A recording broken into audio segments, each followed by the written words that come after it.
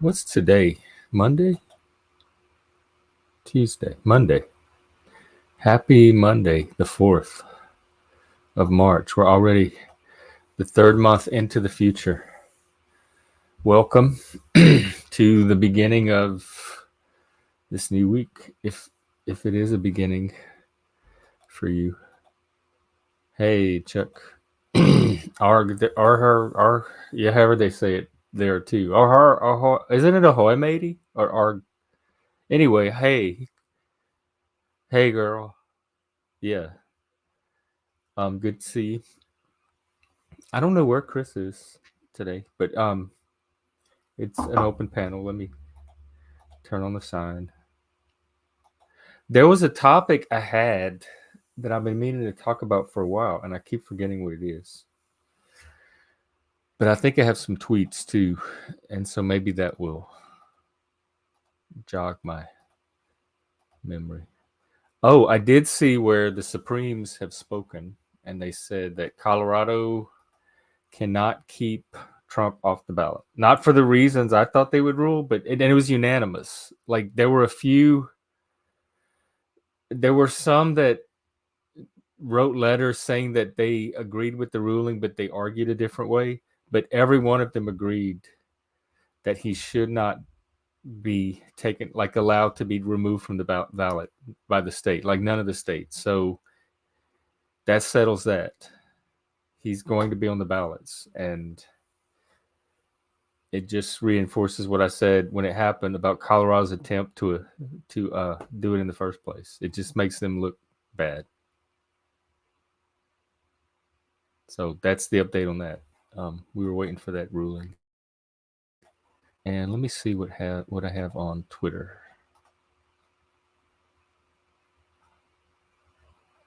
A lot of it's Israel stuff. I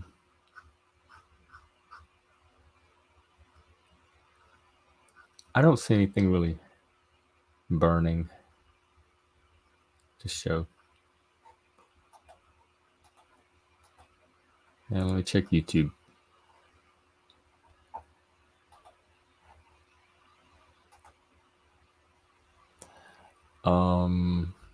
Sitch and Adam are on talking about the Supreme Court ruling.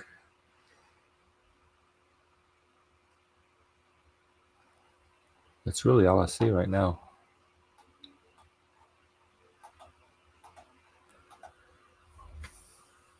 I wish I could remember that topic. Was it related to mental health? I need to learn to start writing this down.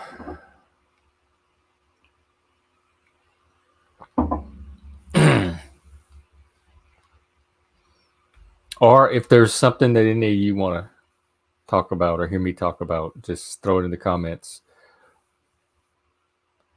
Also, Chris and I usually watch our mole show on Sunday, but it got delayed yesterday, so it's out today. And so I'm excited to go watch that too. So if nobody comes on, I don't know if I'm going to make this a very long stream, so I can go get that out of the way, because they're almost at the finale. So it has my excitement built up. Mental health, that's a good one, iPhi. What about mental health? Do you want to come on and talk about it, or you want to do it from the comments? Either way is fine. I'm serious. Either way is fine, because I know you have your voice thing.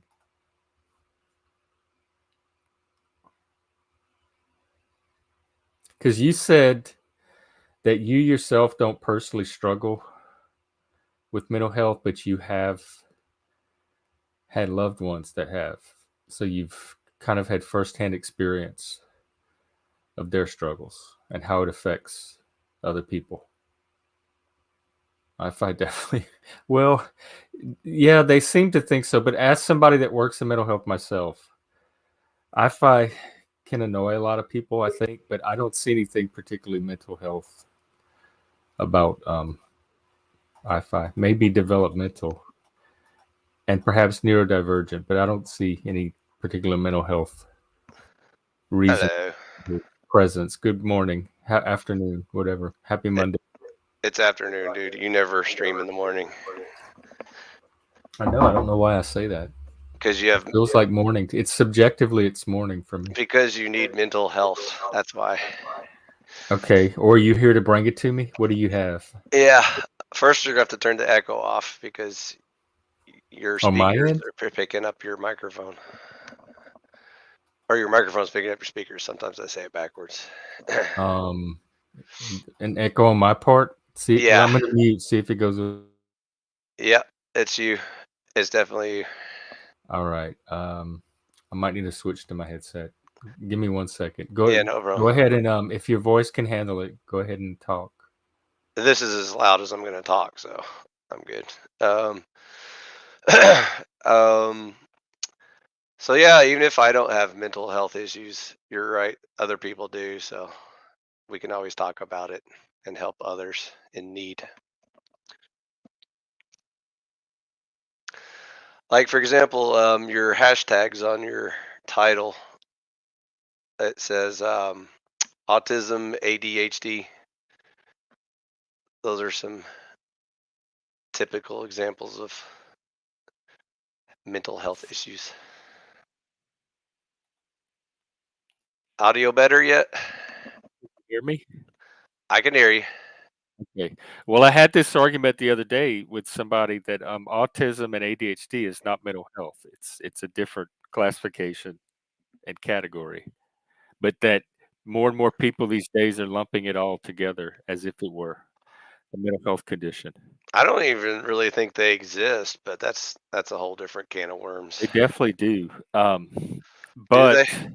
yeah, they What's do. And what are the probably if you like rub some of the fog off of your mirror, you might even see some of it. what's the scientific conditions that describe either one of these cases?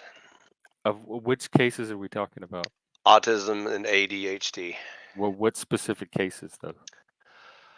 So, for example, like if I were to make the claim that schizophrenia is a mental illness, and then I provide you with the scientific evidence that there are chemical imbalances that causes schizophrenia, I don't have to convince my peers that it's in my imagination. I can show them that it occurs in reality.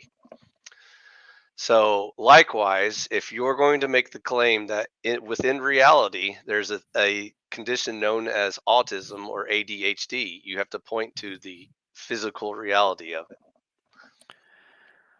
I kind of agree a little bit because I'm more traits based than category based. I wish they would focus on the specific traits that people can see and observe and just deal with each trait as as it comes up if it needs to be dealt with. Otherwise just normalize them.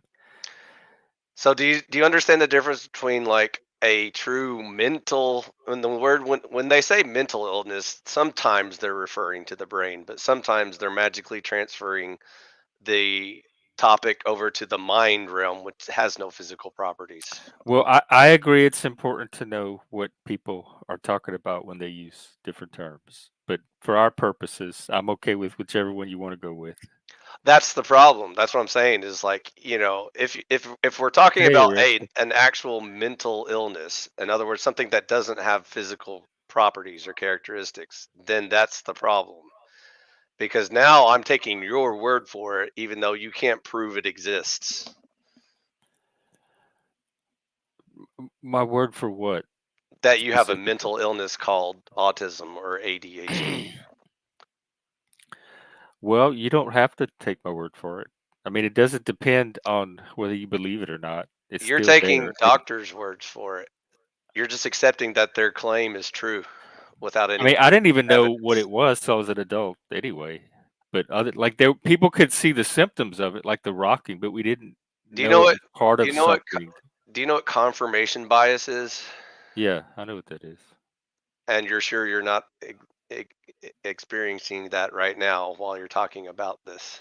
Yeah, I'm pretty sure because it comes mostly from two sources, other autistic people, the mirroring, and other people pointing it out to me my whole life. Some people thump their leg up and down like they knee hop while they're sitting there Yeah, talking to Chris you. does that sometimes in Does that town. is that proof that they have autism?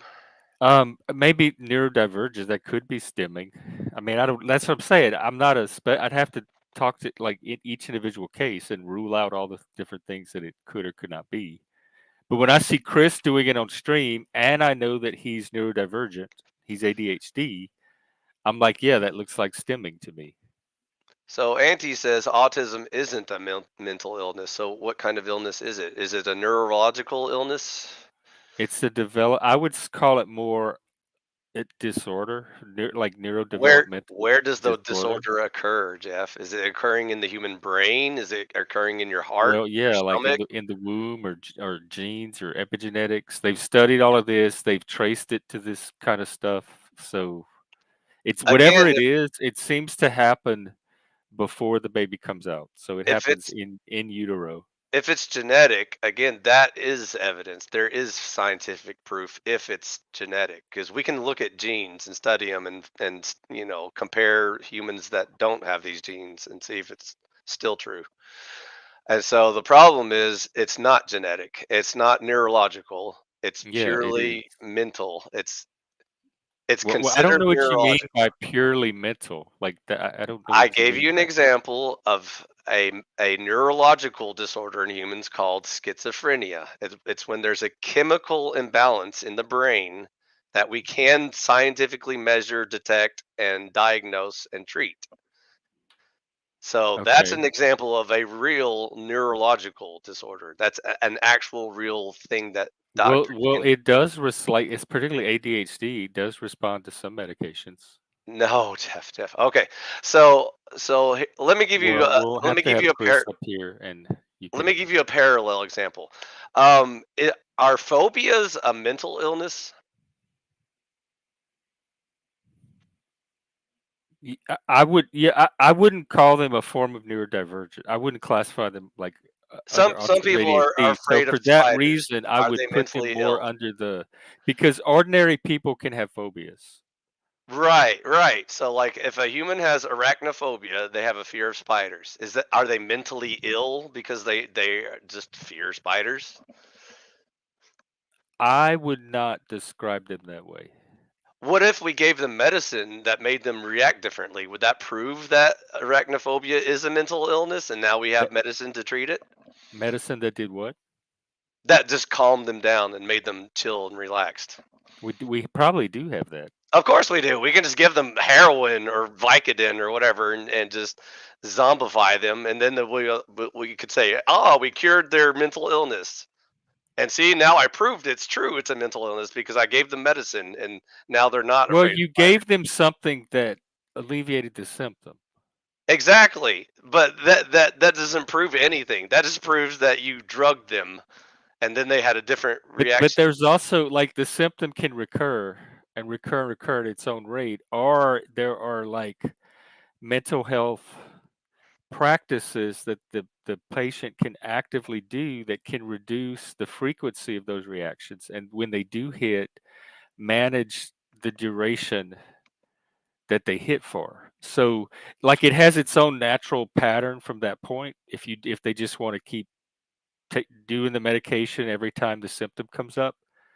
But there are also things they can actively do outside of medication. And this is where psychology and therapy and counseling and stuff like that But comes in. but again, you have to get back to the root cause. Like, is the cause genetic disorder? Is it brain I'm more chemistry interested. I malfunction? don't really deal with causes and the stuff I do. I'm more interested in what they're trying, like what the effect they're trying to achieve and how to help them. And so we look at is the effect what we want it to be? Are we making progress on The the problem effect with that the mental result they're trying illness to achieve? that's not neurological and that is not scientific. It depends completely on humans being able to properly discern mental problems, like problems with the mind and the human mind, dealing with itself, not physically, not chemically, but just like like for example, cognitive dissonance is a very severe mental problem with Yeah, many human beings.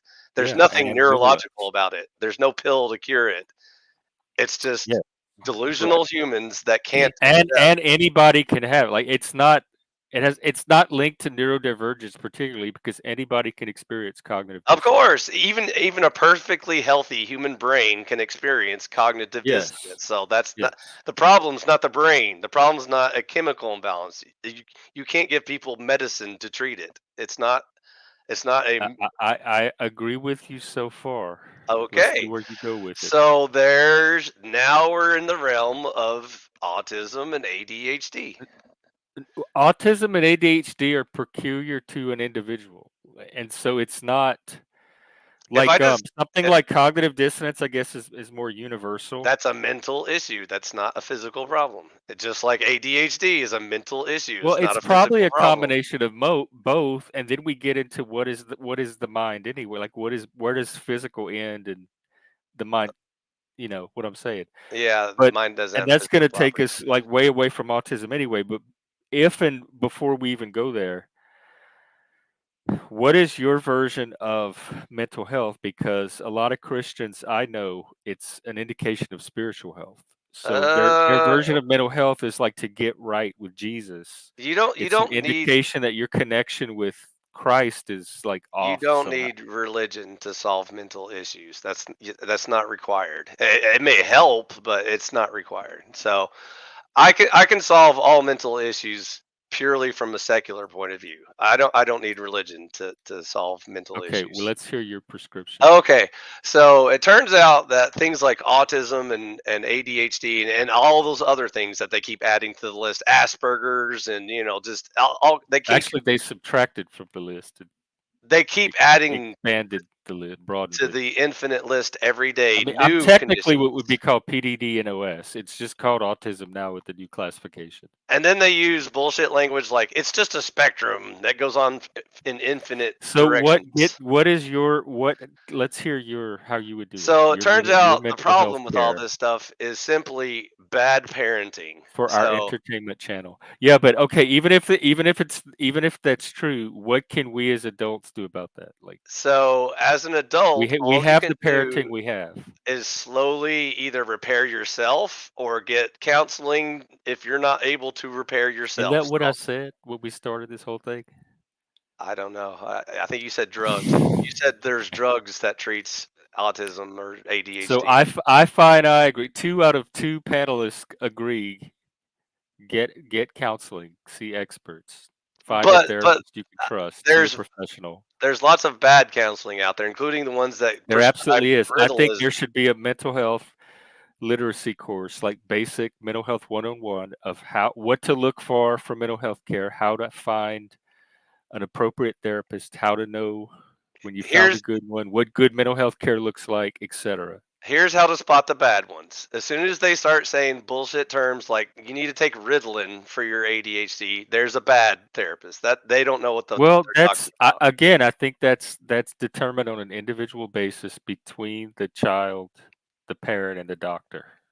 And And if it's going to they be refer different. to it as It may help, some may not need it, but I'm not the one that is going to make that determination. and Or if it's they a decision. refer to it as some sort of disorder or something like um, schizophrenia or something like that, that's an actual disorder that you have to treat in order to Well, correct it. this I know disorder in the medical community is a very specific term that has to meet specific criteria, and you could That's probably the look up difference between the good Wikipedia. So therapists I'm and the sure bad if they're ones. calling it a disorder, meets whatever criteria it has to be eligible for that category.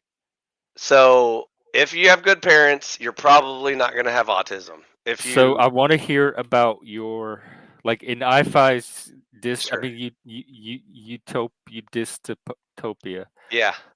I have a mental health I have PTSD and anxiety and I need mental health stuff and I go what do I do in your world? Is there like an agency? Do I go Okay, so somewhere? for ADHD, you need to. No, just mental health Uh, there's lots of different kinds of mental health because problems. those are two different approaches. ADHD is not mental health. Right, and each one has different treatments and Right. So processes. let's say mental health, like the type of mental health that anybody could experience, anxiety, I would start with depression. Leslie and see and go from there. At least she's So you starting to don't have understand. okay. You don't really know. You At least take she it as not what understands the he is. difference between like the left-hard woke Your empty movement burrows. and legitimate medicine. So that's a start. I would start. Provo, come up and jump in. I expect you'd have a lot to say about this too. You're not going to have a lot of luck in Western medicine because Western medicine is part of the Well, problem. we are Western. We live in the Western world. Most of us are going to seek Western There's your medical problem. solutions. There, So that's that's why I'm you're talking never about going to like get cured. like the middle of the curve right now. That's why you'll never get cured is because they'll just keep selling you the Yeah, same but bullshit. we don't expect to be cured. We're not very realistic about the Well, not with conditions that that we. attitude. I don't even know when I'm by myself. I don't even notice I have it. It's when it intersects with other people and their Is there a place expectations in the that all world of a that you sudden think it you could be becomes this cured? thing called autism. I would start with Eastern medicine where they actually Hey, Ragnar. cure the cause and don't just treat the symptoms. And I would avoid. How do you consistently get such awful, Yeah, awful I'm a news? total douche. I agree, Andy. That's right. Keep praying. Don't worry. One Oh, day the hey, answers Liz, will come to you. Liz, yeah, moving furniture I day. mean, So, Okay, yeah. I Well, don't one think day Eastern medicine we'll has have proved to any have the more two of you effective. on and get these wild claims addressed because that was my reaction too and my intuition about it. speaking of Western medicine, I think Auntie's comment is a perfect example of Western philosophy. You see exactly how these people respond. I'm giving you good What advice, is that has nothing to and do she with says I'm a total Western douche. philosophy, and she's not even pretending to speak on behalf of Western philosophy. So don't No, I said silence I'm her. giving you an example of Western philosophy. Yeah, that's what I was saying. See, She would say the same thing that Western the doctors thing would is, say. that's why I told him to wipe the fog off the mirror I because I agree. noticed Yeah, I know. traits about him. It's a threshold diagnosis. It's a lot of So projection. I've noticed that they whenever you call out people's he may have bullshit, skated they start by, but getting I know very angry. Spurgery when I see it. They start getting super angry when you call out their bullshit. See, that's part of Western philosophy. And that's why Western medicine has failed because But that doesn't have anything to do with what Auntie said. when you talk to your doctor about, hey, you're not actually helping, you're just treating symptoms, and if anything, you're Yeah, costing and you I'm more money. skeptical of even changing behavior. It would I'm skeptical of the reason you would have a child change behavior to that extent. And so I would examine that before I just jumped in and started trying to change behavior. Good morning. So there you go. There's the answer, Jeff. I'm glad we could talk about mental Okay, health. as vague and fuzzy as it was, it turned out to be ask Black. Leslie or something, have her back on the show. Yeah, I It's haven't. I okay. don't know her thoroughly yet, but I've seen some of her stuff, and she spends most of her time fighting left hard woke bullshit. So that's definitely in the right direction. She's going back towards Eastern medicine. So Yeah, I that's agree. uh, that's how we met, fighting woke bullshit together. Yep. So there you go. Because So once you it is all over the mental health world. I mean, it is creeping in. So, once you escape left hard woke bullshit and Western medicine, you'll start making some well, progress. okay, I haven't heard. I'm still not sold on your kind of non-pitch of mental health in your version of. So, if you can't heal yourself, so for example, if you have ADHD, you can do exercises where you just like focus your brain on like one task for an extended period of time. Maybe not everyone can. And even if Yeah, you it kind feel of the depends on you. desire to get distracted and do something else, that's where willpower overrides, your mental But shortcomings.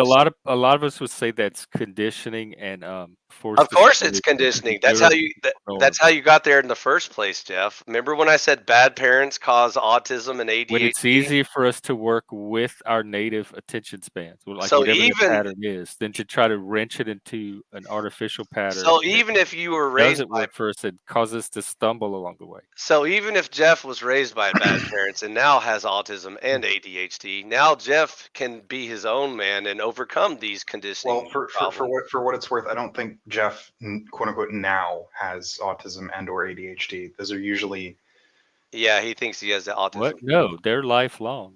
Yeah, like those aren't things that you just like get. They're things that you're No, they're not. born. That's what makes them innate. You don't acquire them. You He either have thinks them he or you thinks they're don't. genetic, so that's part of They it. are. No, they're not. Where's Excuse the me. autism gene? Where's the ADHD gene? We think Show me they're your acquired. medical papers. They've traced autism to as many as 1,000 genes by now. They suspect. Bullshit. That was years ago You, when I read they- that article. you can say bullshit, iPhi. They can trace arachnophobia to genes too, which isn't true. But they can just point to a bunch of genes and say, well, all the arachnophobia people have these genes, so that must mean it's true, even though those are genes for like digesting carrots. Well, or better something like that. trolls than you disagree.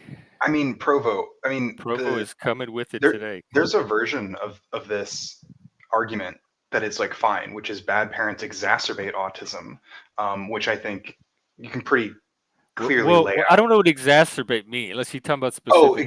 Exacerbate negative effects of growing up with autism. Like, if, for instance, say you're like someone who gets really overstimulated, and your parents are like assholes to you and No, I'm not familiar with the word. present a environment that is entirely overstimulating to you, that will like make it more difficult for the autistic child to like function within any environment. So you could say that like bad parents could make autistic kids miserable. Well, that's part of nature, nurture, and the innate condition interacting with its environment. So once again, people like Lib claim that bad parents can make it worse, but he has no evidence that it is genetic and it's caused by genes. And so we do have evidence that parents. So, okay, I at least make asked it you about worse. mental health in your universe. What would you do with autistic kids in your world? I just told you. Okay, so if autism, whatever you force them define to it stare that at day to screens? be, whoever you ask that day, whatever it means. Let's say today's definition is unable to read social cues on people's faces or whatever, something like that. Let's call that not a autism. definition of autism. Exactly, Lib, because when you bullshit stuff and you constantly move the goalposts and redefine terms, it's not a real condition. It's just So you would it's just work with the individual, like it's just doctors who shouldn't be difficulties? calling themselves doctors, flailing For what it's around worth, trying to iPhi, divine things. This is Ifi, is that what you're saying?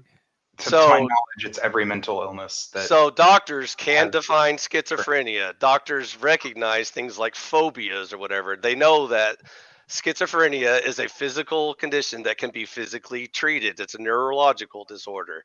Phobias is a condition of the mind that is not a mental illness. I'm still not sure what nor you would do requires with treatment. like what would you do with somebody like me in your world? So someone who I- has trouble reading facial cues. I need to be engineered to fit into your society. Someone who Help has me. trouble What would you reading do? facial cues. Where would you put me? And responding to normal social situations just simply needs more practice with humans in social situations and learning facial cues. Bullshit. Okay, Chuck. What is their answer then? First of all, what causes autism? Is it genetic or is it mental? You yourself identify as neurotypical. Yeah, I'm normal. I don't have any. I'm skeptical, but I'm not an expert. I'm not qualified to like say 100%. But I'm not qualified. So I just want to hang around autistic people. I just want to understand. Jeff, this whole debate would end the second a doctor can point to the gene that causes autism and then go ahead. show either the gene therapy or a chemical that can treat. You are speaking as a self-identified neurotypical on this topic. So since it's a mental illness, it's a problem of the mind. It's not a problem of the brain. It is not a mental illness. Lib has it. Provo has it. Chris has it. Chuck has. My son has it. Of it. Yeah. So we all have direct experience with every human can develop a normal, healthy brain, or they can develop a. I do want to continue to hear your perspective, but Jeff, I want to be like very transparent about where that perspective is coming from. Listen to what I'm saying. Every human has the possibility of developing a normal human brain. They also have the possibility of developing a stunted or. You're talking about in the womb, like as the zygote develops inside. I'm talking about toddlers and infants and children while they're because being some of them come out with the brain already, like there are some children that are born with Down syndrome that are retarded or something like that, but that's not so. Part of autism. your difficulty is believing that it happens. So When it once happens. the human is born and is now a baby outside of the And then, womb, at some point from there, they acquire they autism. immediately start learning from their parents about facial cues, I don't know and how to about debate you on this because emotions and that's not what. communication and verbal and touch and sound and everything. And so some children don't get the normal development of humans. They don't get all the interaction with their parents that other children do.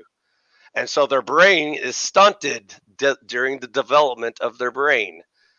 And if it gets worse, it eventually results in what you people are And calling you know autism this. and Okay, ADHD. you know this how. Because I've observed humans and I've seen them with You my know own this from eyes. your Oh, observation. you're This is full of your shit. hypothesis about your I've observation. heard doctors Okay. debate it for decades And now. you are neurotypical as far as you know. So this is your neurotypical Yes. hypothesis Also, about what you're Even though seeing as a I personally, neurotypical from the outside. This has been even a though theme I in our had it's also important to negligent note that parents, I even still though had siblings that taught me social cues, Okay, and then I well, eventually thank learned you them for coming myself. on. I'm glad I could provide you a space to share that There is point no of view and pill opinion. that We will heard it treat now. it, We and got that one to add to our picture of there is reality. no gene So that's thank you for missing that. for And autism. somebody else could tell their version of autism I Okay, was if they want, I with was going to probably a say little more good talk. experience to speak on the topic. Glad I could share. I was just going to Enjoy. say that even though there are people who like this is a discussion within the scientific community, those who reject the idea that autism is genetic and that you just get it when you're born. Like it's not like a thing you get after you're born. It's not a condition you develop. You just have it or you don't, sort of. It's on a Yeah. slight scale, but Yeah, just like the gay. Did our expert leave? yeah, Yeah, our he did. I didn't touch expert, him. He flew off on his own. So I was Well, he's let full it of go. crap.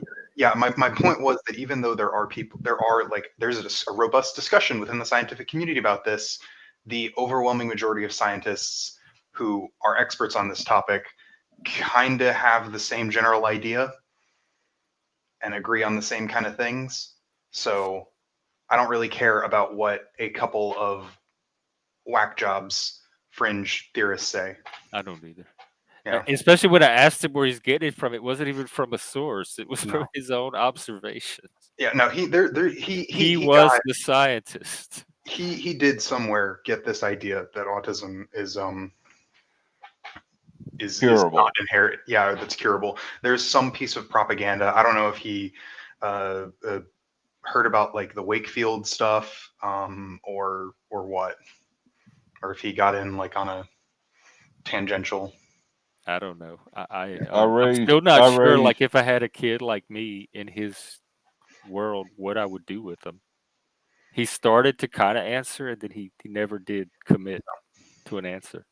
Not really. I think he's just looking for argument, to be honest with you. Maybe so, like a form of attention seeking. He may not be the best Yep. expert to trust in how to Yeah. handle mental health issues. He's got some sort of mental deficiency.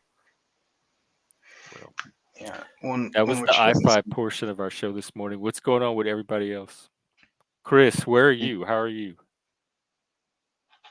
Got my damn blood pressure up now. Oh, it did. iPhi did? Yeah. Oh Lord, that's not worth He's it. never tried to raise an autistic child. He doesn't know what he's talking. Yeah, I can't tell if he genuinely believes that or if he's trying to be controversial. But I think either he's trying way, to. It's really weird. A lot of times, like, take care, Provo. I certainly appreciate your take on this.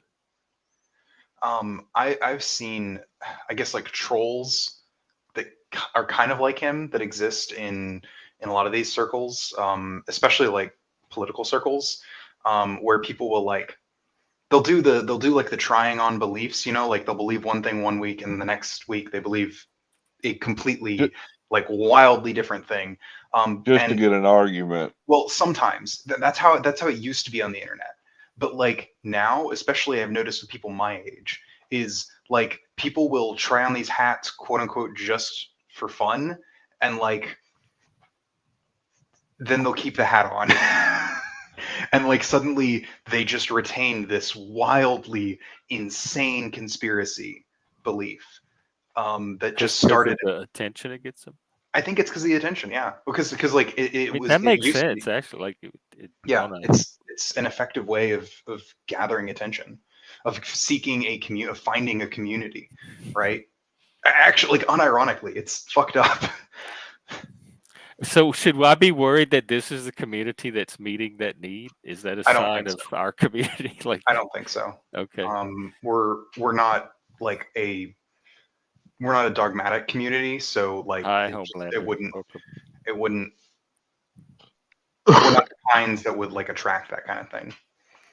I'm not doing I didn't make a scientific claim. You're the one that said you get it from your observations. I said, how do you know where you getting this from? So I'm He's getting this looking from at my his own asshole. observations of watching this.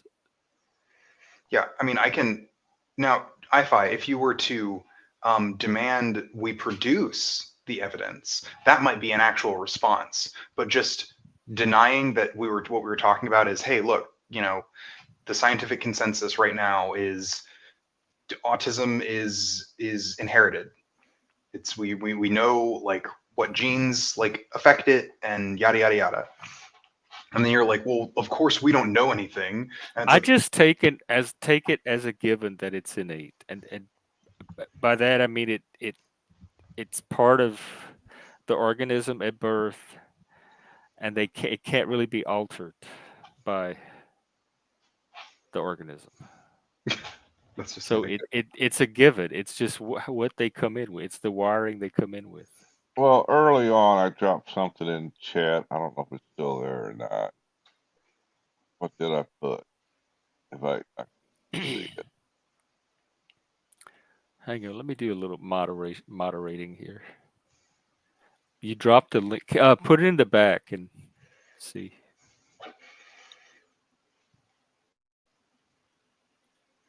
sort of like the scientific consensus that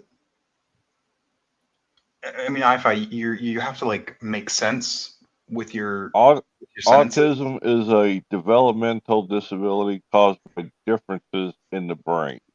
Yeah, Chuck. The problem is iPhi just denies that as true. Being Because of what autistic he's does not observed. mean you have an illness or a disease. It means your brain works in a different way from other people. Yeah, Chuck. It's a bunch of woke scolds who made that. All right, a bunch of woke people. We can't trust that. Where's it coming from? I don't see the link. I don't see the link either. Did you put it in private chat? I think is where you can put it. But yeah, iPhi, if you rephrase your previous question in a readable manner, I might engage with it. But it's kind of just like you're just spitballing, right? You're just And like not like no two spitball. brains are alike, so it's not like all of them develop a certain way and some don't. It's relative to each other in whatever metric statistically, like statistical norms. Yeah, can't you like track like different kinds of human brains sort of vaguely on a like a bell curve? Doesn't it just produce a bell curve? Like you have most of them that are in the center, and then some are one way, some are another. I don't know, honestly.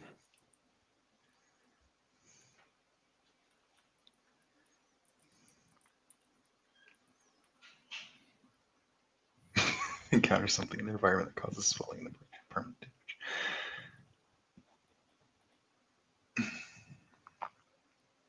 Yeah, there's also brain damage.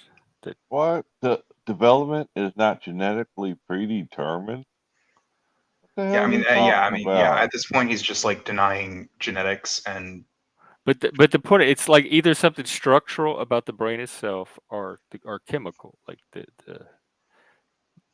I don't know, the endocrine or neurotransmitter system or whatever, like whatever chemicals influence people. But it's like a combination of that. But that's all innate. That's all physiology. That's not anything we will or have control over.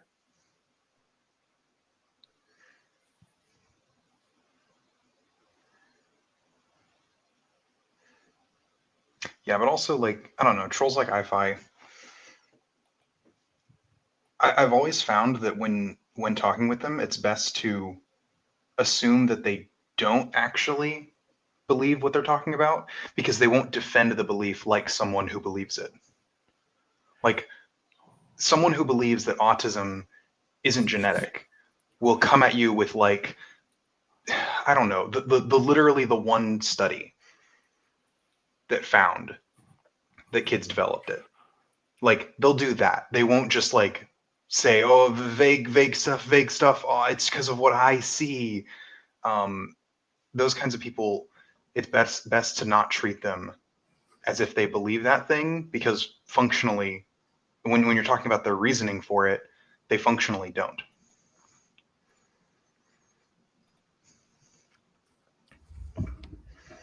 Hi 'Cause I, guys. Hey, Cynthia, what's up? Yeah. I was listening to Cynthia. y'all's conversation earlier.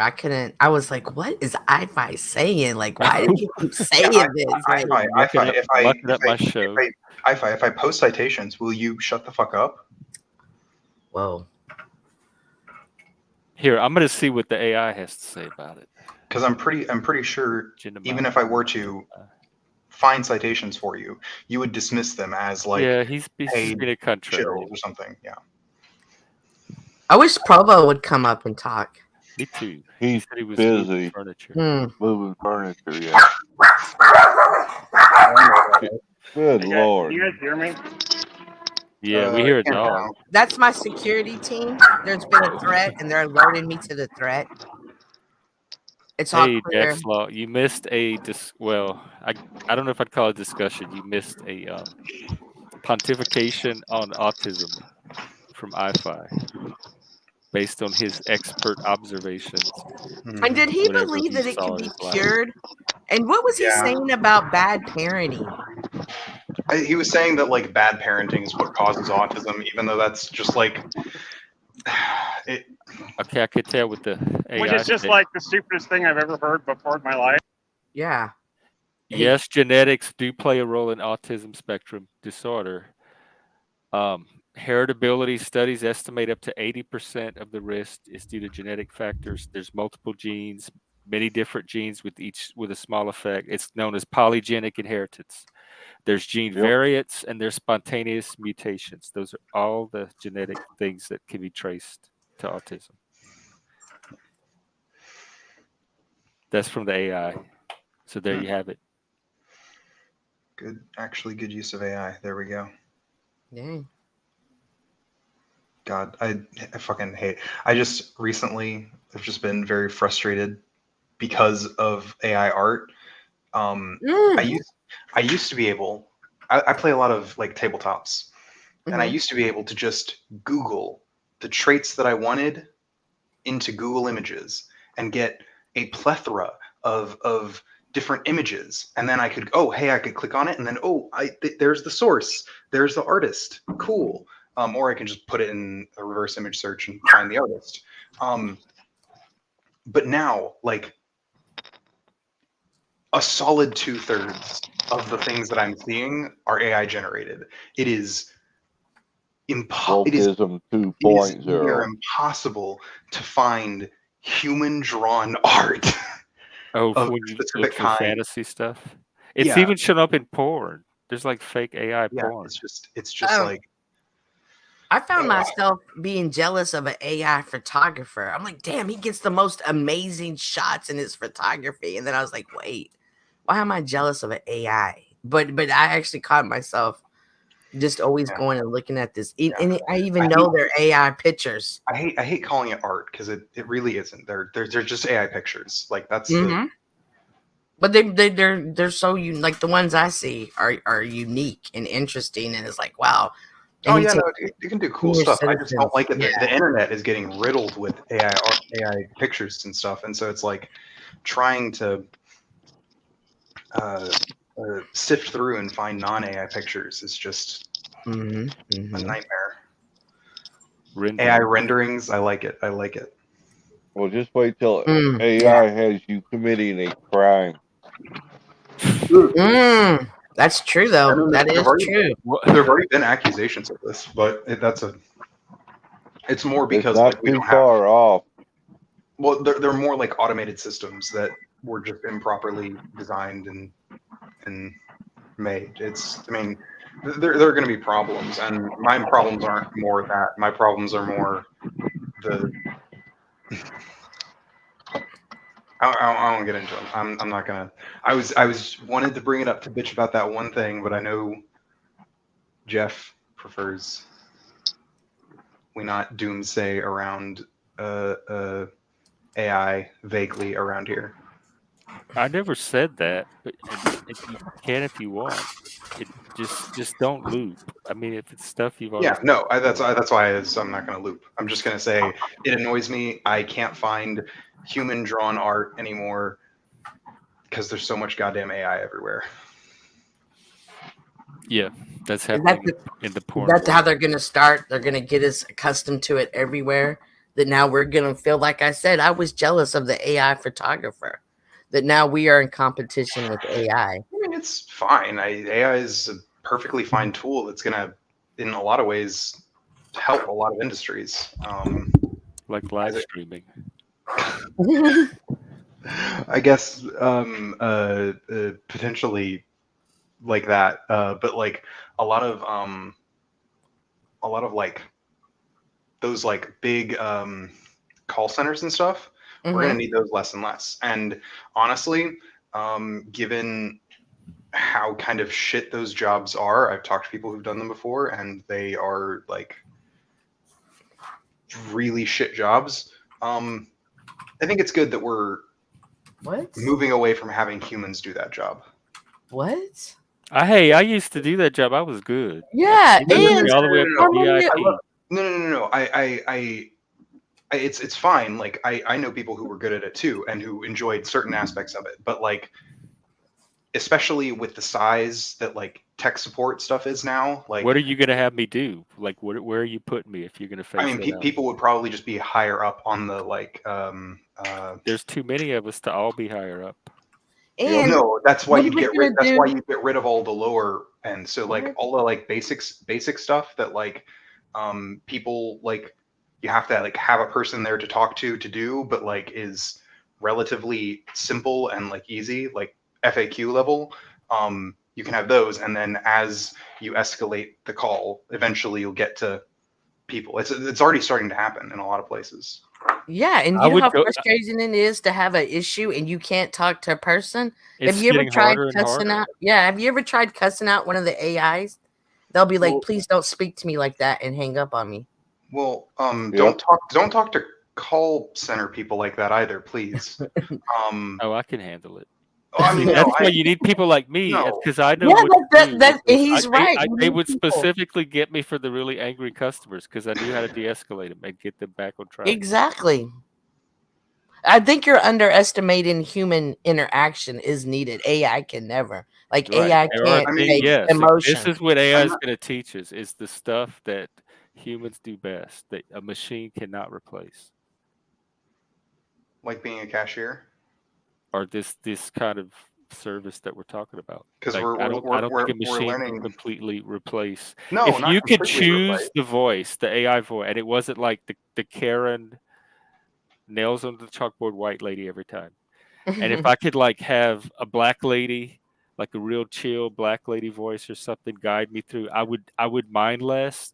But it's so cold and technocratic right now. I mean, and then when I do get a human, there's a lot of times there's a language barrier there. That is an issue. No, that is an issue. That's why I'm saying when you got the India call center. Yeah, which is why I'm saying we need to have a system where we have fewer, better actual humans in call centers and have more of the sort of, I guess, bitch work get automated out. But what do those people go do after that? Where do they go? Especially if I can replace them there, it can replace them anywhere else. So where do they go in general? Oh, I mean that's what happens when technology happens. There's a new underclass now.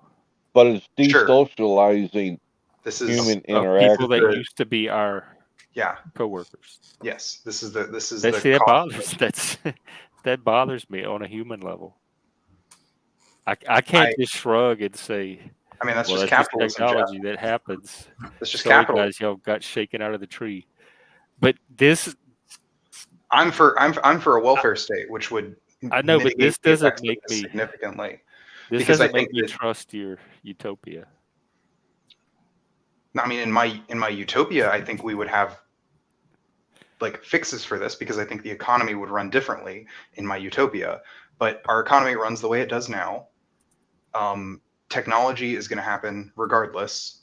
I think the state should get involved to mitigate the. Why can't people mitigate on their own? They can, but this is such a big kind of like. This has so many social. How do you know how big it is? This is your imagination because it hasn't happened yet. Well, I mean, I'm talking about like how technology can damage the workforce. Can. Yeah. So this is an imaginary. Or rather, for okay. some imaginary scenario. Let me say how technology does over time damage people's lives within the economy. And you still don't know the future. That's just how like our economy works, Jeff. I'm sorry that I'm looking at things that have happened in the past. Seeing it as large of a threat as you are is subjective. There's nothing about how the economy works that It's not objective. forces you for to sure. adopt that kind of catastrophic view of the future. It's not like catastrophic. I'm not talking about catastrophe. Like I'm just talking about how, as technology develops, that can impact existing industries, some of which might just disappear. Yeah, like and that is a real problem with well, I mean, really with economics. Like most economic systems have this issue. This isn't like a issue you can just wave your hand and solve. But there are definitely ways you can mitigate the damage that happens naturally as technology progresses and becomes widely adopted. Which in the modern day, the best way to mitigate that we found is through a welfare state. Like UBI?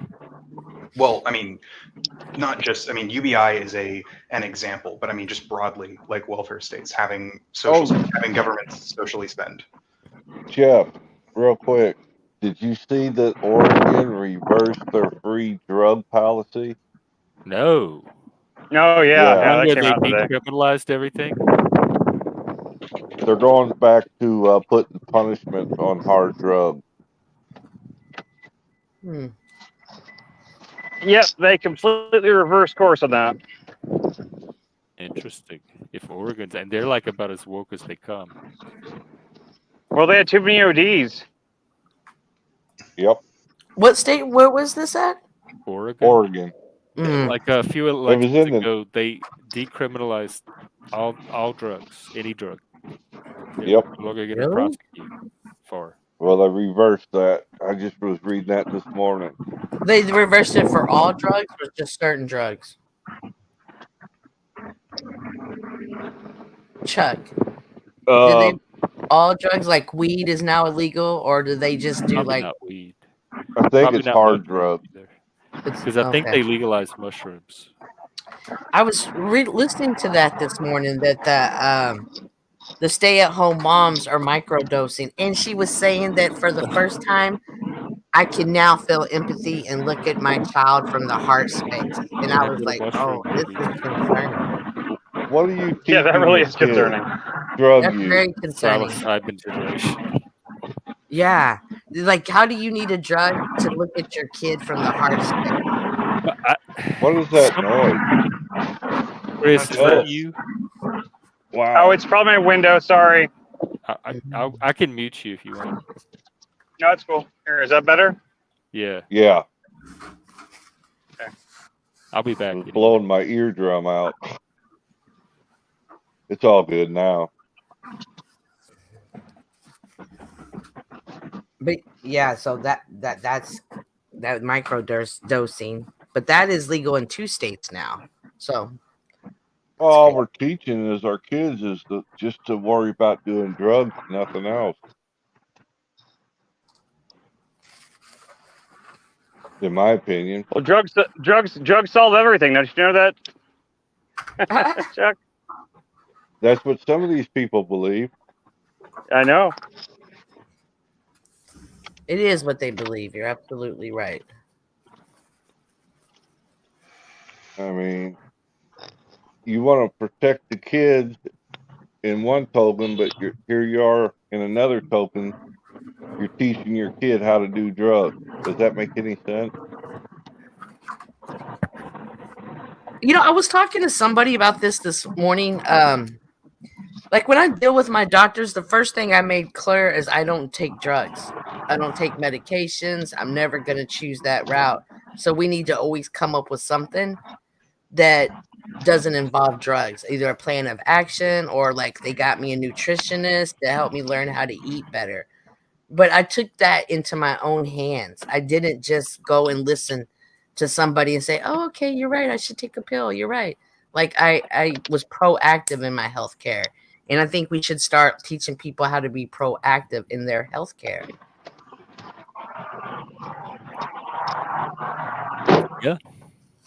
Yeah, and I mean, for what it's worth, even this recriminalization bill, I imagine some of you might even call it woke, because basically, it's supposed to, the goal of it, at least allegedly in this AP article, is to target people who are selling it and then use on sidewalks and in parks. Drug treatment is to be offered as an alternative to criminal penalties. Basically, they're going back to recriminalizing it, but taking a less punitive hand when dealing with drug crimes, unless they're violent crimes. Obviously, that's just kind of a usually American This thing. the Oregon thing. Yeah, this is on. So is it only certain drugs, like the hard drugs? Yeah, it's specifically drugs such as heroin or methamphetamine as a misdemeanor, punishable by up to 6 months in jail, and enables police to confiscate the drugs and crack down on their use on No, that sidewalks sounds and in parks. reasonable. The Yeah, yeah, dealers and and the public public users in the users, yeah, park. and drug treatment is to be offered as an alternative to criminal penalties. Yeah, I think they do that here now in Seattle. Yeah, that's been that way for quite a while. It increases access to addiction medication and to obtain and keep housing without facing discrimination for using that medication.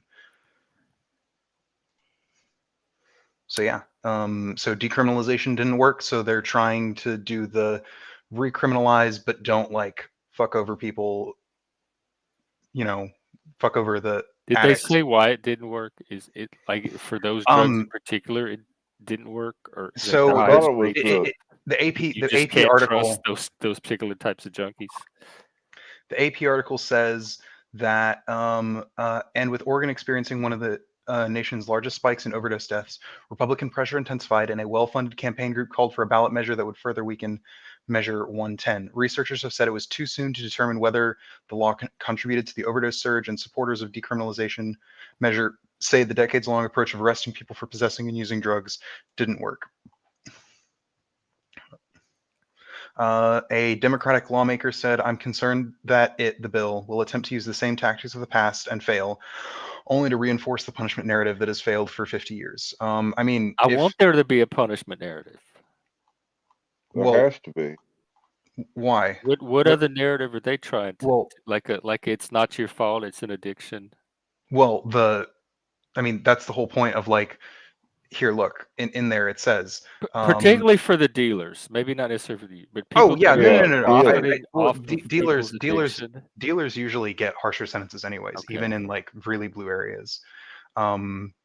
Nobody fucking likes dealers, but they're offering it for like people who.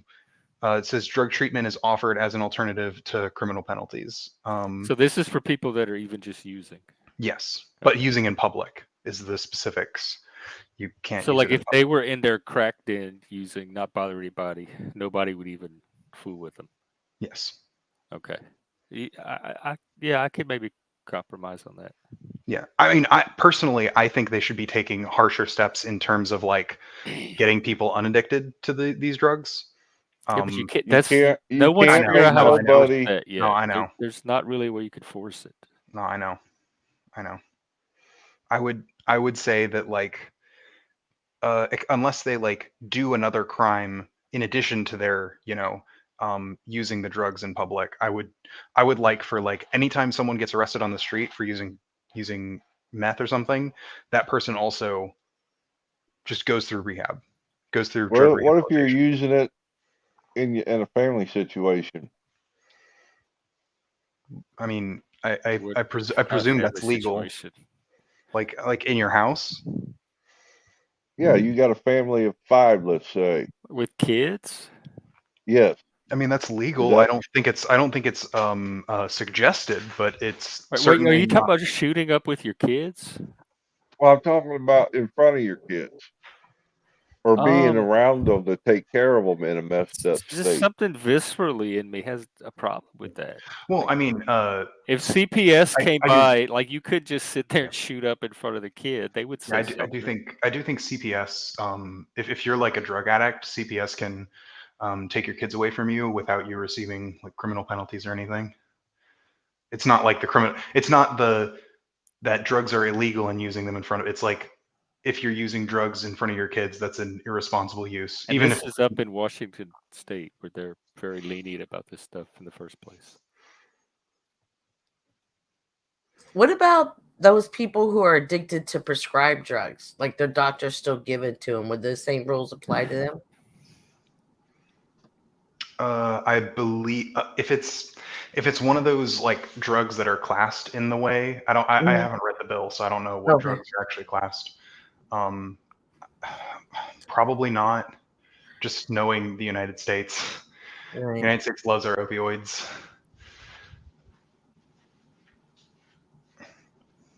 Oh wow! Thank you, Auntie Dearest, for sharing that story. That was wild. Yeah, that's why I won't do them anymore either. It does. I have too many demons since the last time I tried them. Apparently, opioids make me nauseous because they gave me morphine when I was in the Yeah, I don't hospital, and like apparently, and I got really sick afterwards. And I was really upset because then I had surgeries afterwards, and they were just like, "Oh, hey, here, take ibuprofen," and I'm like, "My entire face hurts." Hmm. And yes, Jonathan, I agree with you. The same should be true for alcohol. I agree with you on that. Yeah, we just treat it differently because America.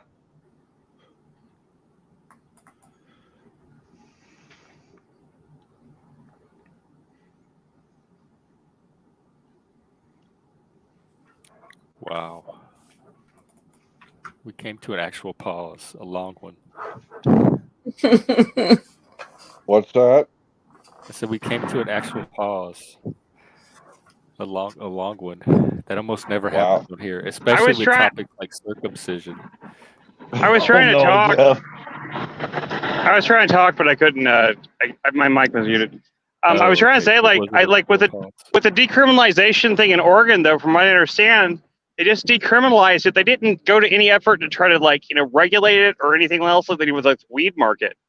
So, like, I mean, that right there was like just a massive mistake. Like, I thought they tried to legalize psilocybin and the marijuana, like regulate those.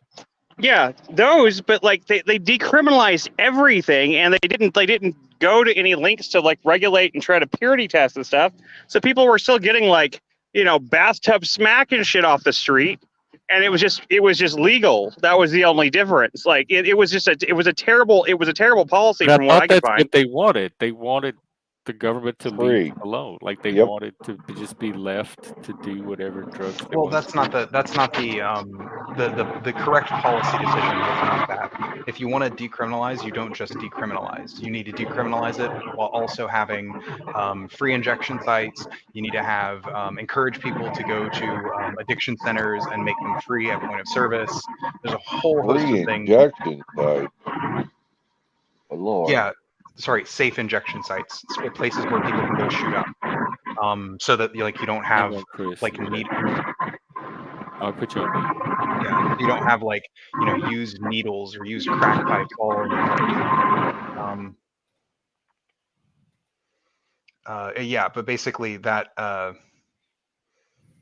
is like kind of what you what you need. That's what the Portugal study, when Portugal first started its thing, that's a big part of its early successes, because they just kind of fucking to me, dumped that's money into it. promoting drug use.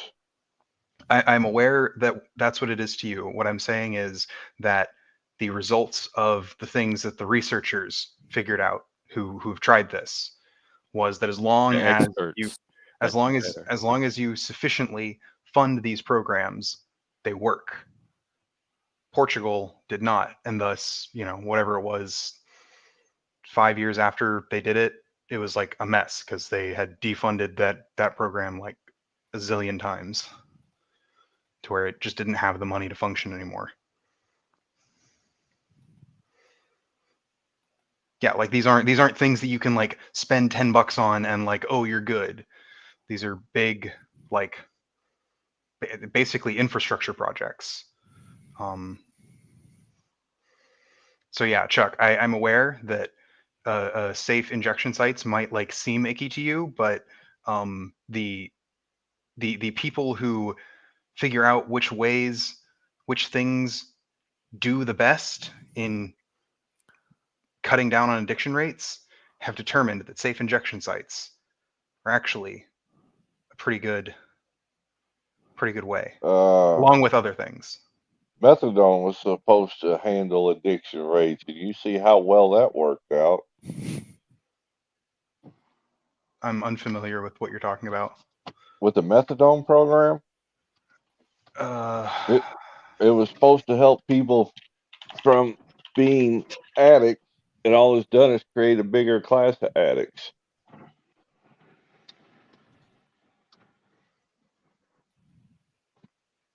It's a comprehensive treatment center. Opioid use. I'm trying to figure out like. Okay, so a methadone clinic is a medical facility where medications for opioid use are dispensed. Historically, most commonly, yeah.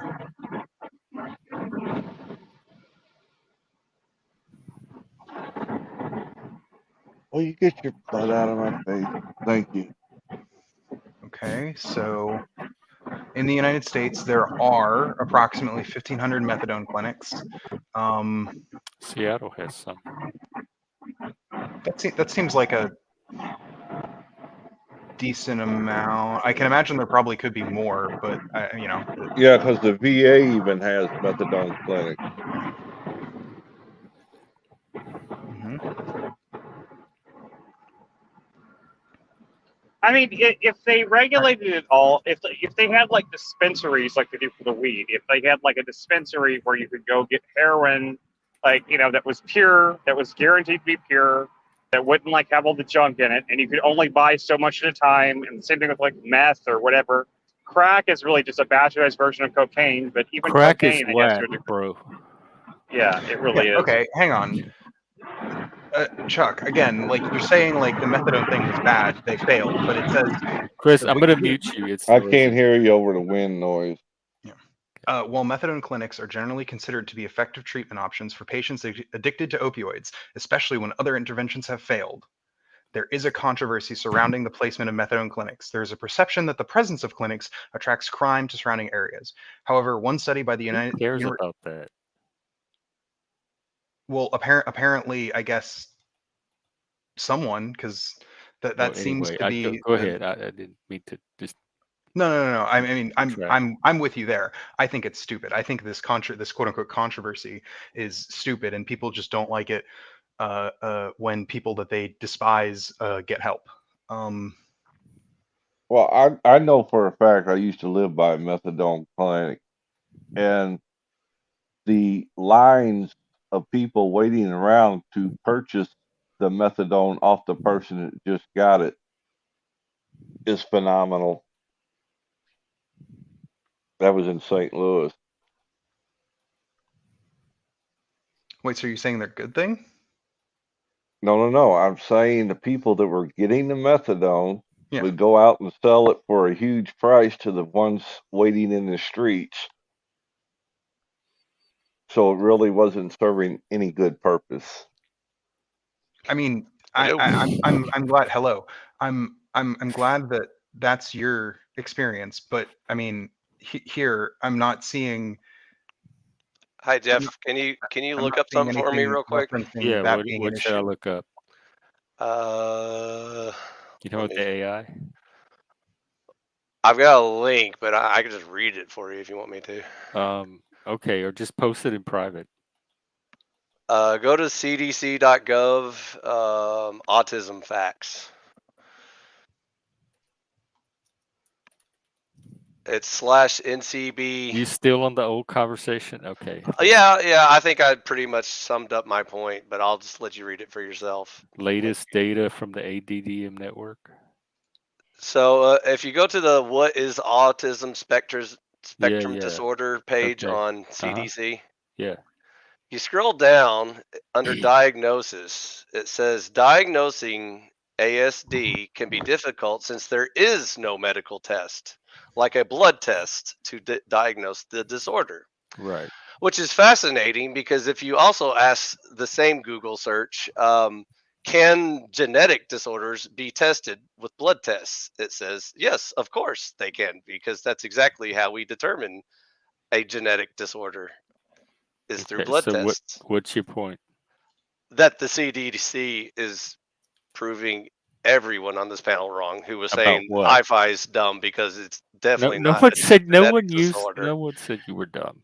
I don't think you're dumb. There are people that do, but I'm not Okay, one of them. so my point was I don't see any evidence that it's a genetic disorder, but I'm welcome to be disproven. Like I said, if you So find the okay, gene, let's go with that. So in your world, then what would you do with a kid like that if it's not a genetic disorder? first of all, ever since conception, I would make sure they have a healthy environment, including proper nutrition, proper stress levels, all that sort of stuff. Well, how do you control stress levels? You How is don't that you something the don't allow government is pregnant women to responsible be for? in highly stressful situations like combat or like doing gymnastics and shit like that. This is gonna here. I want other people to have a chance to get in. This is gonna take us way. iPhi, you Yeah. can't Everybody say expects that to go. because some women are in stressful relationships with their husband.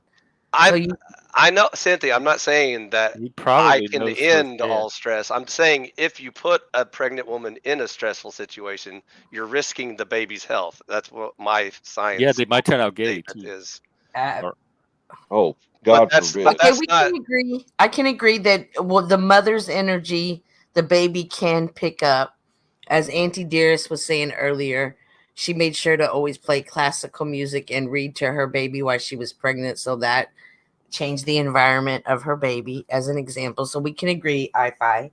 I'm with you so far. But you can't change physical defects. Like even if you're like the perfect parent and your child has a genetic disorder like Down syndrome or schizophrenia or something like that, or those autism, are physical conditions or that cannot ADHD. be changed.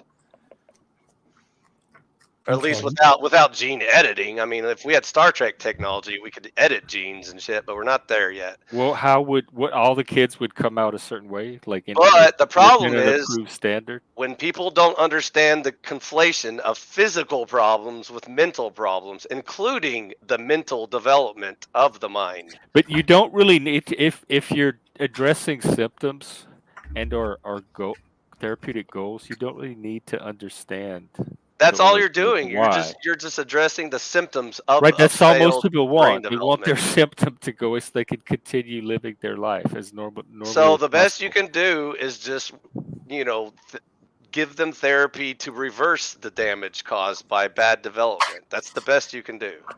I don't. I not. I wouldn't know. Not reverse. I wouldn't say reverse. So if a child was not taught properly from birth how to read facial cues, for example, it's too Okay, late because their brain is already some of that you not can't developed teach. There's properly. parts of the brain that do that did not develop the There are same way parts that that you do everybody teach, else's though, did. Jeff. That's what I'm talking about, the neurodevelopmental part of it, the There innate are part of it. parts that you do teach. That's the problem, Jeff. Some humans But aren't if you given the don't proper have the development. ability to see the facial cues in the first place, how are they going to learn anything from what you're teaching? What I'm saying is it's too late. Like once they're like a toddler or an adolescent, their brain has already, the neurons aren't properly aligned at that point. So all you can do is try to like overcompensate for it and give them very is this from your intense. observation? Because last time I asked how you knew this, you said from your observation of Well, watching. my So observation this is your the the CDC expertise agreed that with you've me. acquired from observing? My observation was Jeff kept posting about how it's 80% sure it's physically genetic causing autism, That was after. and I posted the CDC pointing out to you that the reason why you can't even diagnose it is because it's not genetic. Otherwise, they could just simply do a blood test to see who has autism and who doesn't. Okay, did you get your point out? Do you feel? Yes, I did. But Okay. I just want people to understand that, despite libtards' constant ranting about how, iPhi hurts his feelings with science and facts and logic and reason, but Okay. unfortunately, he was completely wrong. So Thank sorry. you for stopping by and clarifying that for Yep, everybody. anytime. Anyways, like I said, the best cure for it is to acknowledge the fact that it's too late. You didn't raise the baby properly the first time. What? And so now all you can do is try and like reverse engineer the brain back to a normal brain the best you can, which is very hard because it is hard. Like almost possible. I think that's why people shouldn't do it. Once the neurons are set in the brain, it's kind of like set in stone. Like you'd almost have to do brain surgery to like reset meet the person where they are, meet the child where they are. Right. But don't treat it like it's a genetic thing, and there was nothing that could have been done to prevent it. That's the problem. What I'm saying. It doesn't, like most people that work with these kids, they're not worried about if it's genetic or environmental at all. They're treating the thing as it appears to them. They're not. Don't conflate it with physical they're not even problems. worried about that kind of stuff. All I was saying, here's my only point. Don't conflate it with physical problems. So Down syndrome is a physical problem. It's a physical mutation in the brain that causes it to malfunction.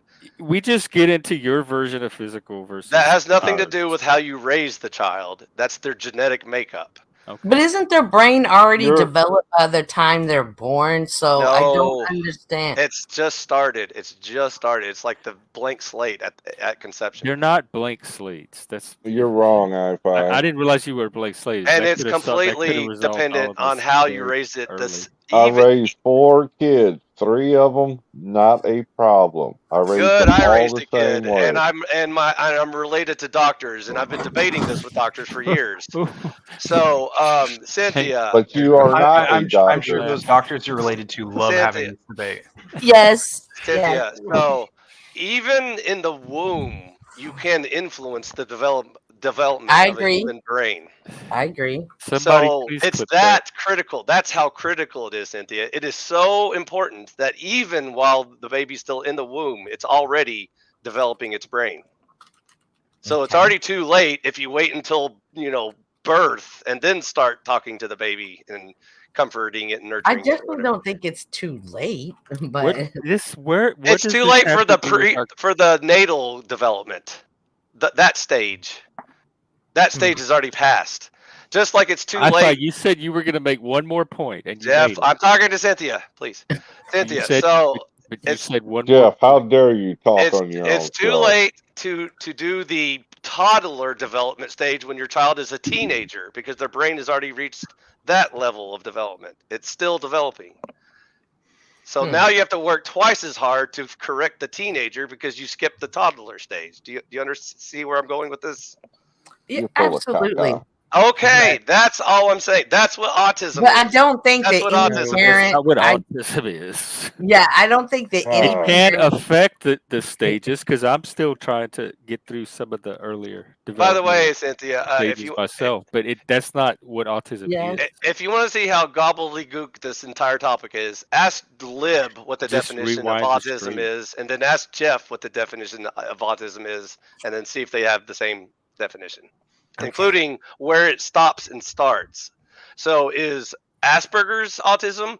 Is OCD autism? You show me the stream where we talked about. Is any bullshit word I come up with autism? You are making up a fictional conversation that never happened right now. Yeah, so ask them if they can define it, and then see if they have any clue. Earlier. Go ahead, Lib. Okay. Yeah, Chuck. Earlier you mentioned that you don't like methadone clinics, and I appreciate that your personal experience with them might not have been great. In fact, the Wikipedia article goes so far as to mention a single article,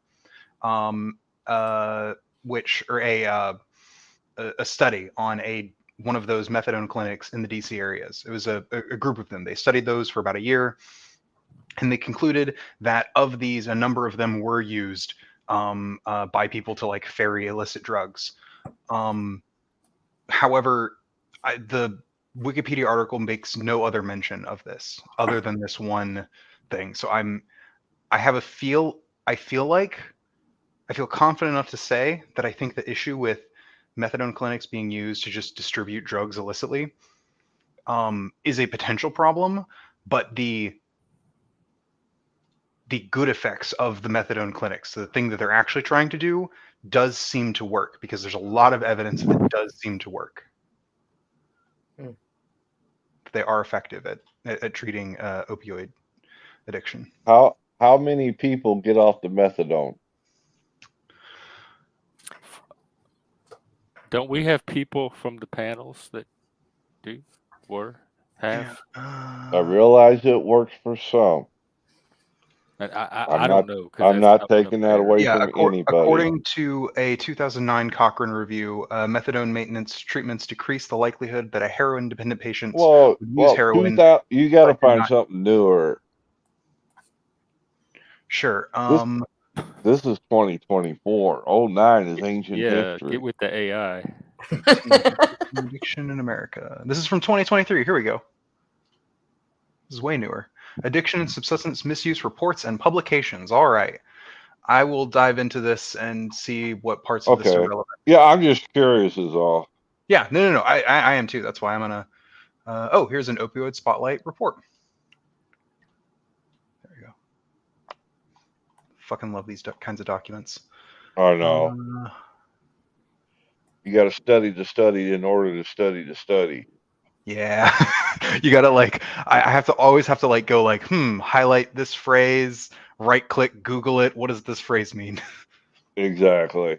You got to dissect it piece by piece instead of just putting it straight out there. Yep. All right. So we got a bunch of forewords. Don't care about those. Frank, we start at the same time every day. You know this. Hey, Frank. So Jeff, what iPhi is saying is you're gay because of your upbringing. Yeah, we had the gay conversation a long time, and he came out of it more gay than I was. Like all of his hidden issues, you could see him like peeking out like from behind the closet. Are you trying to say he's in the closet? You could see the hidden panel with the boas sticking out of it. Do y'all agree with that upbringing? No. Okay. It's really hard to say because you have to imagine what you would be like without the upbringing you had. It's impossible to do that. So it makes some kind of difference. But I also think with people that are, let's say, neurodivergent, the way they're wired could be like more rigid in some cases and harder to less affected by the environment. Right. So I think maybe those might be less vulnerable to environmental influence in some ways, like in those areas where they're very highly developed or rigid. And then I don't know how ordinary people are. The people on these panels make it seem like people are so sensitive and open they could just walk out of their house and be controlled by anything. And I can't imagine being so sensitive to your environment that there's not something about you that plays into the equation as well. Like you don't have some kind of agency or control over your perception or what you do with it or what you're aware of. So I think it's always a combination of both. I think it's just different for each person. And people on the neurodivergent side, I think it can lean more toward that nature has a really strong kind of priority in these situations over the environmental influence. Because a lot of times we're not even aware of the environmental influence. So you have to even be aware of it for it to affect you.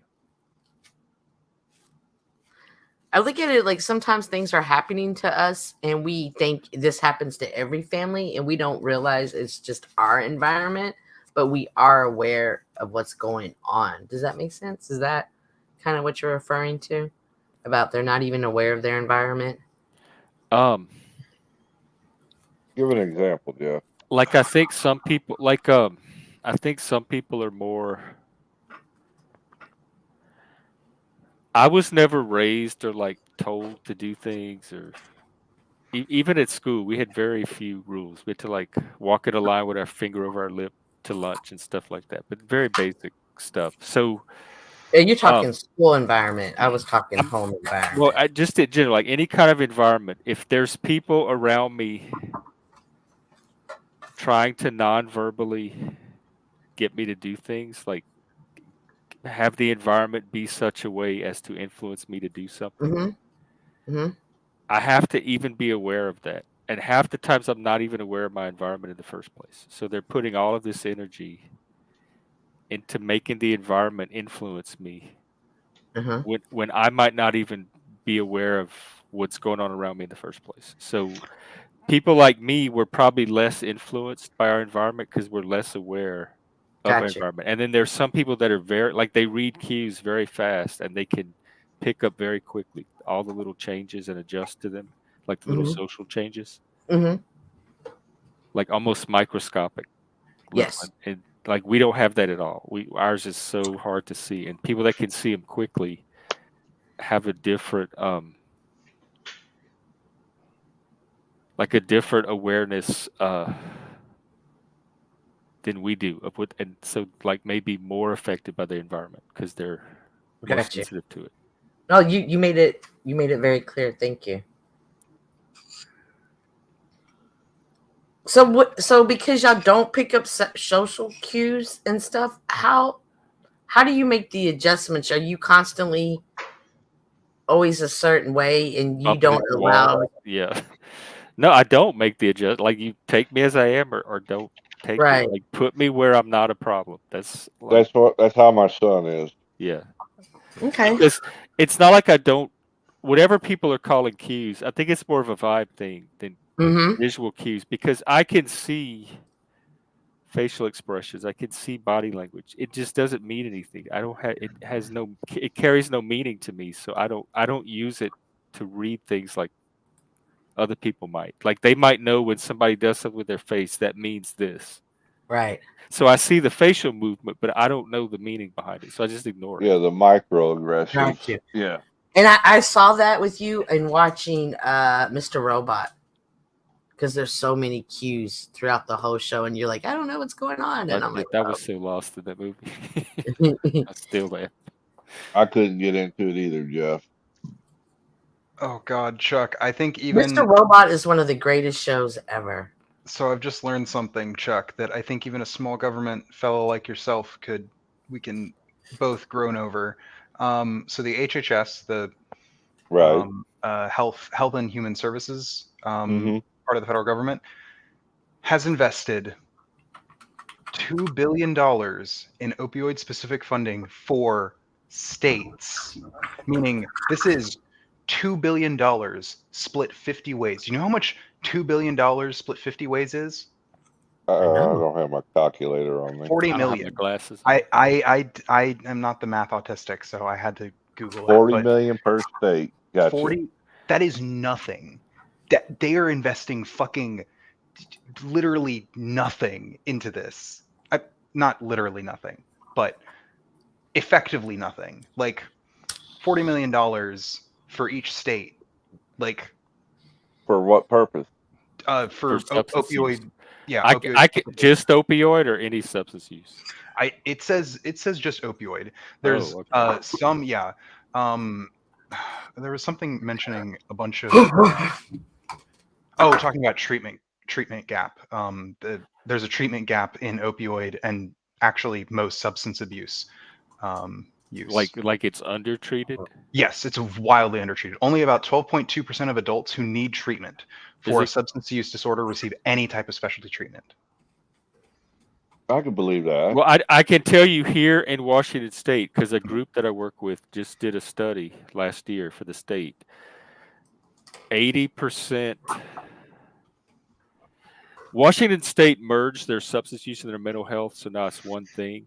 Yeah. 80% of the services are for people seeking help with substance use, and 20% is or mental health. 20% is mental health only. And you want to hear that. So the amount of people seeking Speaking- substance use treatment is 80% compared to mental health, which is 20. Speaking of that, additionally, 45.5% of people with a substance use disorder also have a mental disorder, yet only about half, 51%, receive treatment for either disorder, and only a small minority receive treatment. They don't know what they're doing. I was there when integration happened, and I watched them try to integrate the two, and they don't know what they're doing, and they don't listen to people like me. They try to tell how to do it right. Yeah, you can't mix the two. I'm sorry.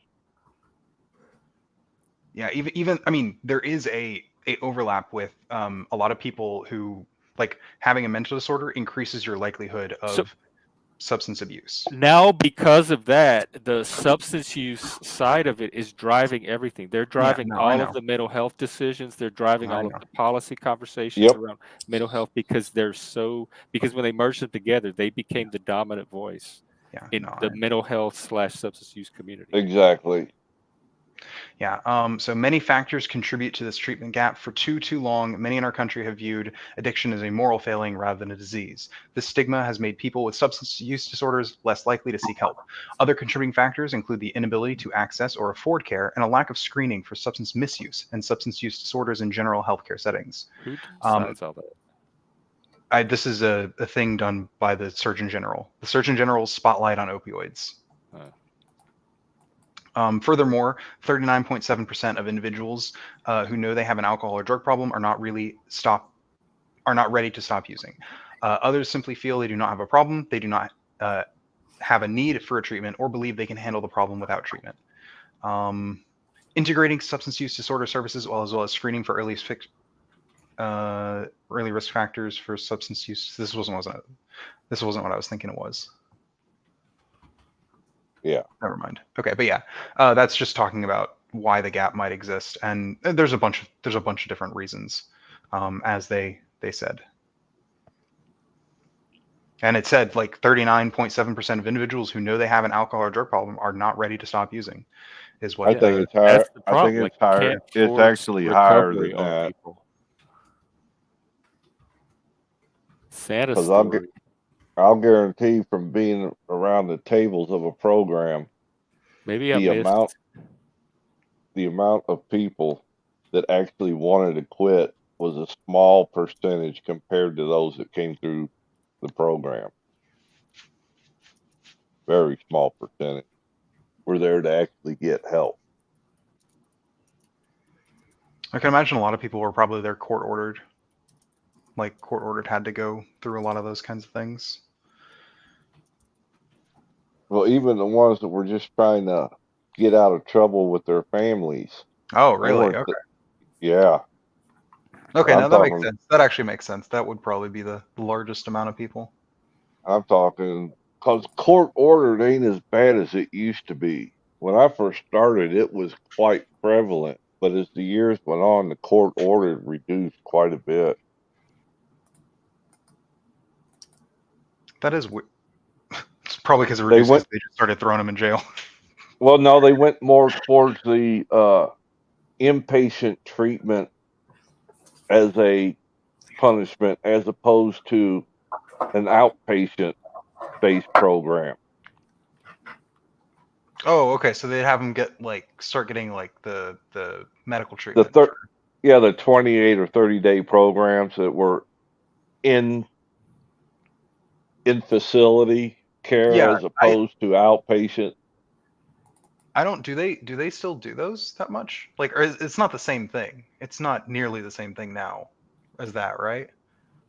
I don't know what they do now, and there's different paths into it, and they also have outreach teams now that go and try to talk them into entering treatment, and then they have it intervention system. They try to get them into treatment, and they have a crisis center here, which is one I used to work at, where if you're if you have a medical emergency or you're arrested under the influence or mental health, you can be brought to this crisis center instead of the emergency room or jail. And we Wow. stabilize you, and then we like set you up and give you another chance to go back out. And it was a revolving door, like every other week. It was the same Mm-hmm. people just coming in Same because they people. weren't doing anything to set them up with any higher. They would just stabilize them and then out the door. And again, I was the one trying to tell them what else they could do to Mm-hmm. improve their chances, and I would get ignored. So that's not what they were getting paid for. They don't. A lot of it's just staffing. It's like finding competent people who know what they're doing that will work for the amount of wages that they have to pay. Yeah. So this is in a section. This paragraph is in a section titled "Reasons for Optimism." I'm not super excited about it. It says the overprescription of powerful opioid pain relievers was associated with a rapid escalation of use and misuse of these substances. The good news is that a decrease in the amount of opioid pain relievers prescribed has been reported. However, the amount of opioids prescribed in 2015 remains approximately 3 times higher than in 1999 and varied substantially across the country. It's substantially lower now since it is 2015. Now, but is it back down to like 1999 levels? I don't know. Yeah. Well, while y'all figure that out, I will be back. Yeah. Fever. Apparently they've made progress regarding the prescribing of buprenorphine and naltrexone extended release. Basically making it cheaper. Yes, it's much cheaper, and that's neurobiology of substance use, misuse, and addiction. Yeah, this kind of stuff is really interesting. I'm gonna post this. This is like nerd shit. Well, that's just like, what was the one they came up with? Suboxone? That's a vicious little critter to help people get off of opiates. Yeah. That's what I'm saying. At some point, y'all never made, like, when I was young in elementary school, I made I'm never taking drugs. Like, in that my whole life has been don't take drugs. You know, wildly enough, when I had kids, I wouldn't let them do anything to me. I just had them naturally. While I know so many people who went through DARE, what's wild is either like the conservative Christian schools I went to didn't have their own version, or like I just got homeschooled for the 1 year where they had their version of DARE. But like I never experienced DARE. Like, did any of you? Are you all too old for that? My grandmother worked for DARE, so I definitely knew DARE. But Jeff, you're too old for DARE. DARE, nope. I remember the commercial, and I remember McGruff the crime dog. But we didn't really have. If we had DARE at all, it was like an after, like end of the day assembly at the gym for maybe one day or something, and passing up brochures. But what I do remember that the churches would send out these little pamphlets to circulate around the little town about LSD. And there was this gang that was trying to get LSD to your kids, and they had all the different types of acid and the different cartoon characters that might be on different tabs of acid, and that would scare us and freak us out more than anything that DARE put out. Oh my god! And so I was so scared of LSD from these little pamphlets when I was in like junior high school and stuff until I became an adult. It had me very scared of these. Isn't LSD like remarkably non-lethal? Yeah, but they made it sound scary, like you were going to see demons. And, it may be non-lethal, but and they never get their mind back. LSD doesn't do anything to you, does it? And it had like these little happy cartoons, like Mickey Mouse and Donald Duck, and these little, but it made them look scary in a way. Like you never heard the expression. Look out for Donald Duck. Beware of Mickey Mouse. You never heard the expression, take a trip and never leave the farm? Okay, so first off, you can, but if you like ingest them daily and basically nothing else. I had a friend who did Oh wait, that was acid. Is LSD and acid the same Yeah, thing? LSD is acid. So, and he said even years after his experience, he would be in random places and would just have a trip, and it could be years later. I've It heard would of that. just The randomly flashback. happen. Well, I've never had LSD was originally developed to cure alcoholism. Oh, really? It did You really. see how well that worked? I would use the alcohol to come down, like to help. But y'all didn't have people in your lives who took medication and you just thought, oh, this makes them act different, or No. this isn't good.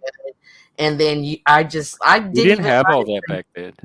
I didn't even learn it from there. I just learned from watching people in my family, like the way they needed their medications. I just knew this is bad. Don't ever do this because this is so bad. From just watching other people use it. Yeah, from just Even watching the way that I prescriptions. associated their bad behavior with the pills they were taking. Mhm. And I just said, don't ever do those pills make you be bad. Don't do that.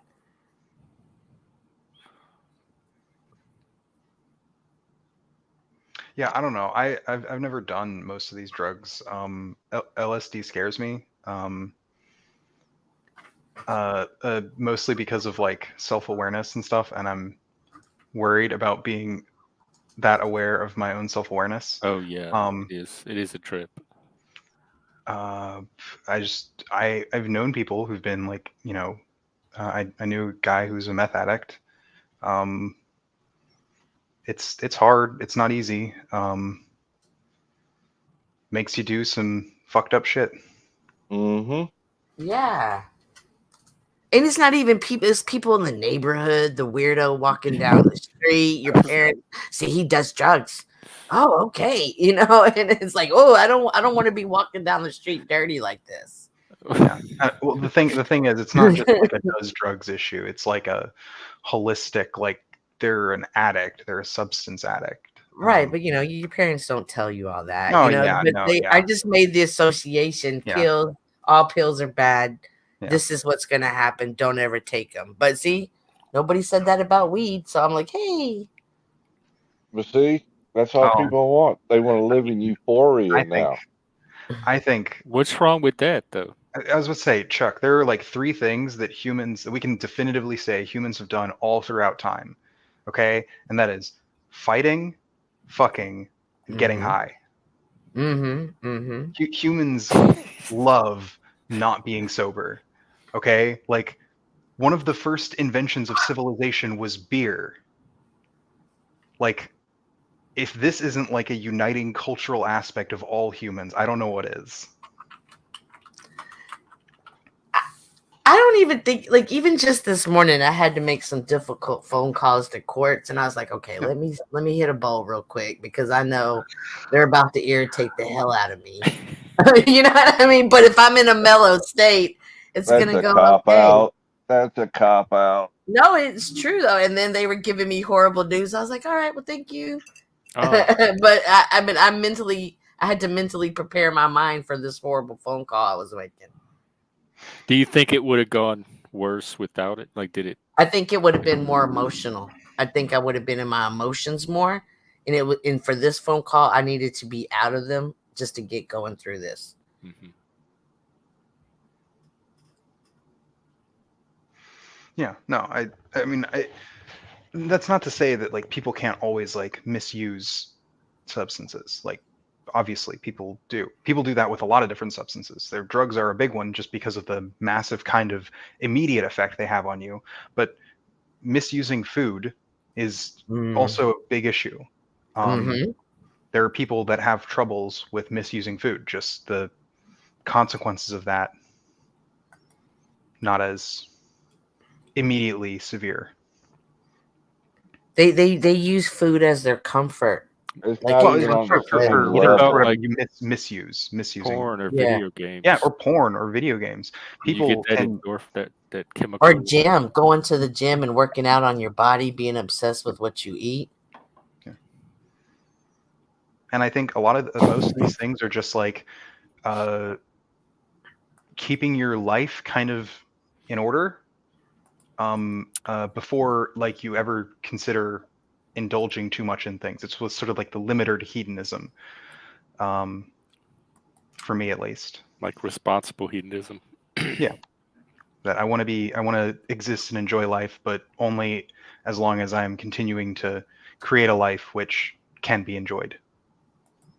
Life on life terms. Yep. I kind of like that. That's a neat little phrase. Oh, I got a bunch of them. It just takes a while for them to surface. Yeah.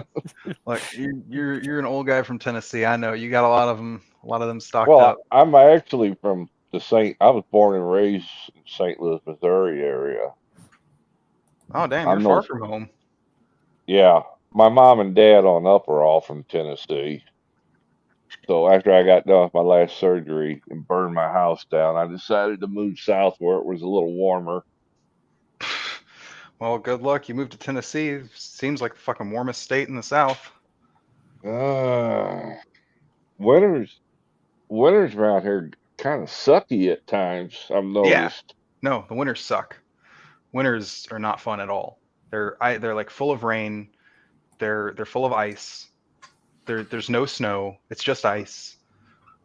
Shit, we had 8 inches of snow one time. Well, the only snow we got, it was 8 inches with like an inch of ice on top.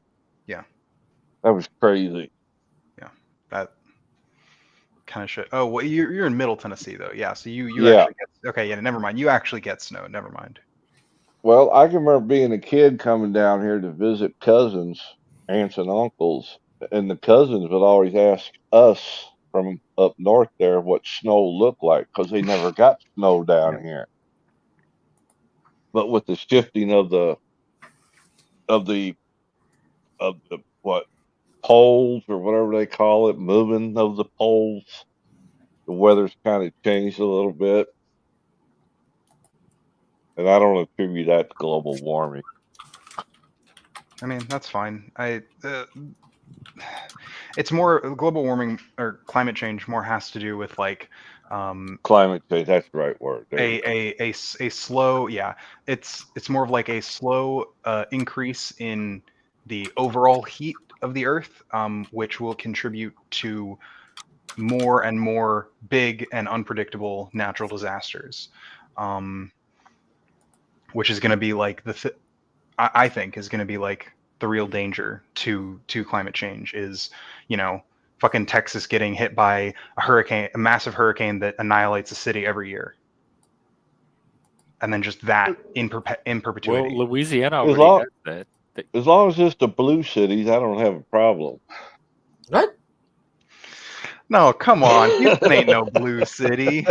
It is. Houston's way more blue. Yes, it is. Dallas, Houston. They elected. They were, I think, one of the first ones to elect the lesbian mayor. They're super blue. Gay people have a lot of influence down there. I thought that was Austin, not Houston. Yeah, Houston too. They do in Houston too. Blue. Okay. Yeah. Interesting. I guess it's some. Oh wait, no, I do remember. I remember because Blexus happened. That was why Blexus happened. What's Blexus? It's just in I think 2020 there Houston it was all the cities in Texas voted blue. The big cities, yeah. Okay. Which hasn't happened in a long time. Texas has been a pretty deeply red state for a while. In fact, Texas was up in the air there for a while, whether it was on the presidential race, whether it was going to be blue or red. Yeah, I know. Because of that. Look, a lot of honestly wild shit happened in 2020. Mm-hmm. That winter where all of our heat and electricity was out was insane. Oh, in Texas, yeah. Mm-hmm. I mean, that's partially because Texas has a very piss poor energy grid. Sorry, it's just the facts. Their energy grid does not. Chris, he's talking about y'all's energy grid. Yeah, I know. Chris and I have talked about this. The energy grid out there is garbage because it's all completely privatized, and so it's just like this mess of a bunch of different shit. It was why people had their energy shut off during the freeze. We also had no water. I didn't have water for 3 weeks. Jesus, yeah. Okay, dude, go over to the ocean and dip some out. You good? I went to the pool. I went to the pool and dipped it out with my 5-gallon bucket. But I didn't brush my teeth for 3 weeks because I wasn't gonna. Well, I used bottled water, but I wasn't gonna use pool water. That was the toilet water. Yep. Yep. Fact. That was kind of bad. Texas needs to get their energy grid in order.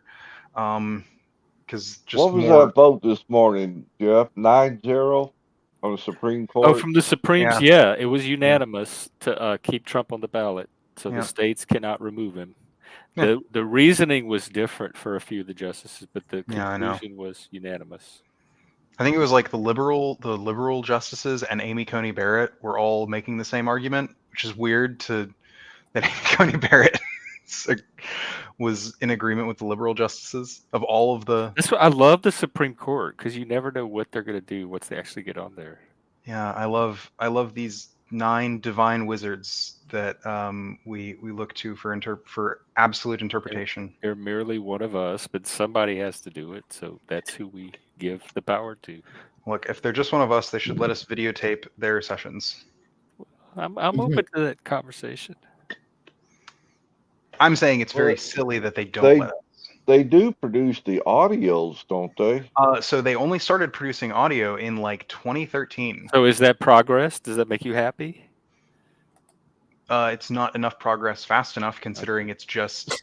I mean, considering what it is, like there are some things that I think are like reasonable to take your time in, and then there are others that's like, well, yeah, sure. What, just videotape the session? We videotape Congress sessions. Why not? They also recently ruled that the enhanced sentencing of the January 6th people was unconstitutional. They ruled that today? Friday, I think. They ruled that. Wait. Oh. That charging. Hang on. Can you say that again? The Jan 6th. From the January 6th participants, they were going with an enhanced charging due to insurrection, and the Supreme Court said no, it was not insurrection. Yeah, because that's what they used, I think, in the Colorado ruling. Exactly. Oh, the no. Status of insurrection. Oh, okay. No. They were just. So what they were doing is they were rejecting that the state has the authority to rule that an insurrection happened. Only Congress. Yeah, that's what I said. That's when it happened. That's what we said. Like, I did streams and streams on it. Like, who gets to determine what an insurrection is? Why does Colorado get to be the one to determine that? Blah, blah, blah. It's a federal. It happened at the U.S. Capitol. Why is Colorado getting to determine what an insurrection is? That's all stuff I talked about on the stream when it happened. Yeah. So I'm so glad they hit those points. Yeah. No, I think this was actually a correct ruling. Yes, I agree. See, we agree on something. Yeah, I mean, not to say I don't think. I mean, the sensible commie. I mean, I think Congress should probably, but that's just like my opinion, my interpretation of insurrection. Which it's kind of silly that our legal system kind of leaves it up to that, but. We asked the AI one day on here who gets to determine an insurrection, and it said it was a complex. There's no one authority. It's complex, and it gave me like the 4 or 5 different ways that insurrection could be determined and which ones have influence over that. Now, doesn't it have to be an armed insurrection, or am I wrong? It doesn't have to be armed, though insurrections typically are, and for what it's worth, Jan 6 would have counted as an armed insurrection. I disagree. The FBI literally that was an example of what do you call it? Narrative, not narrative collapse, but something where because there is no way to determine truth, like final truth, then everybody's going to see it a certain way, and all we have left are whatever narratives people build around it.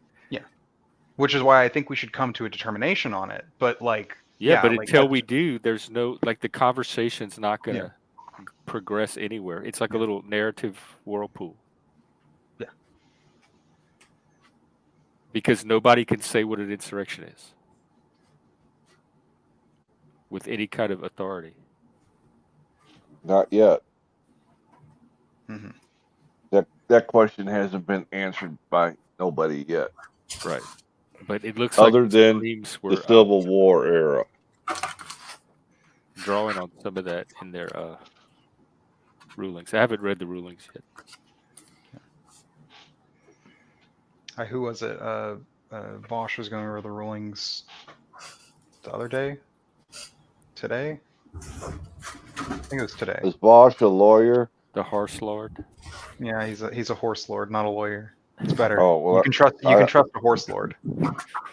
I only listen to lawyers when they dissect those cases. No, he's just a little autistic kid that streams. Yeah. That's it. That's all. He didn't have good parents that raised him well. Yeah. Accordingly, he actually They had didn't really good fix his parents. autism in time. They didn't talk to him. Apparently, engineering. Vosh's dad goes on Twitter and like also fucking dunks on people, which is kind of funny. Vosh's dad does? Yeah. Oh, kind of like Rant and his dad, huh? Rat was on. Rat was on Machines this weekend. He's back around. He's out there. Yeah. Oh, Rant, not Rand. Okay, sorry. I thought you were saying like Rand. As in, like, oh no, Rant. Letting his stupidity show again. It's the other guy. Yeah, he never got back to me either. I sent him an email. He just never got back to me. Who, Pops? Oh yes, yeah. me too. Same here. I wish he would have. I'd like talking. I forgot all about it. He's a little wacky, but like in kind of a fun way. Rant is just kind of what his name is. Pops. I like Rant. I don't really have a problem with Rant. I can't stand Rant. It's just like he just like kind of shouts, and then he uses terms that feel like disjointed. Like he's the one that told me about the snake people. Like right? Like like about the what? It's not lizard people, it's snake people. And they're called Nagas. They're from the Hindu scripture, and that's who's ruling the world. That's what he honestly believes. That, like the snake people are behind everything. His logic is so bizarre to me. I heard it's just his logic. I don't understand. Well, we need iPhi to come up here and tell us how much of it is mental health and how much of it is. He'll just say it's his upbringing. It's his upbringing. He should say it's all mental health. Okay, I mean, that's how most people would approach it, honestly, unless they maybe had a neurodivergent. Well, most of these conspiracy people you could classify as mentally ill. People don't get classified as mentally ill. People have mental illnesses. Huh. I don't think like that's like mentally ill is like a category of people. So I call it mental health. I hardly ever use yeah. So when we call it mental health, like that doesn't make their point less valid to me because of their mental health. Does that make sense? It just I mean there is it's important to understand. It's important to understand if they do have mental health problems. Sometimes I think, but not usually as like a prescriptive thing. More as like understanding, like why they are some explanations for why they might be acting or reacting in certain ways. Right.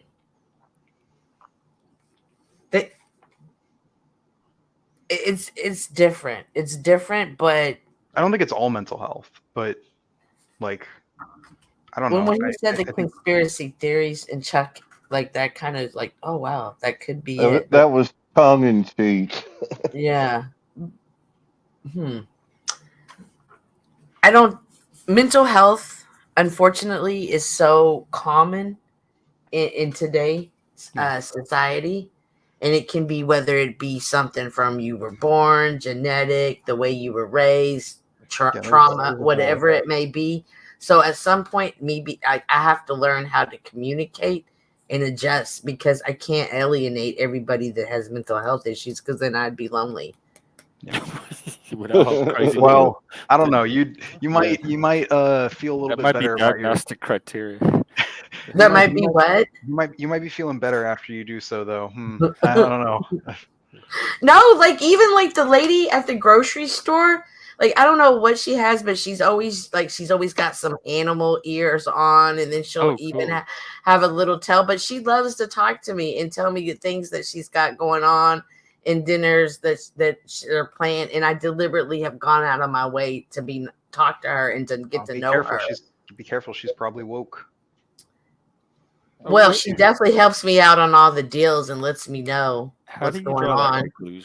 She was wearing cat ears and a cat tail. She loves it. And I think she has something with hearing. I think she has like super, super sensitive hearing because she always has tissues in her ears.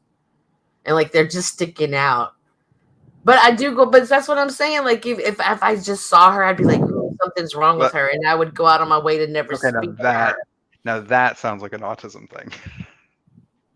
Jack, but it doesn't matter what it is. It's somebody I got to know where they were at. Like I can't alienate people because they look different, they think different, they hear different. Like I can't do that. Like that's not in me.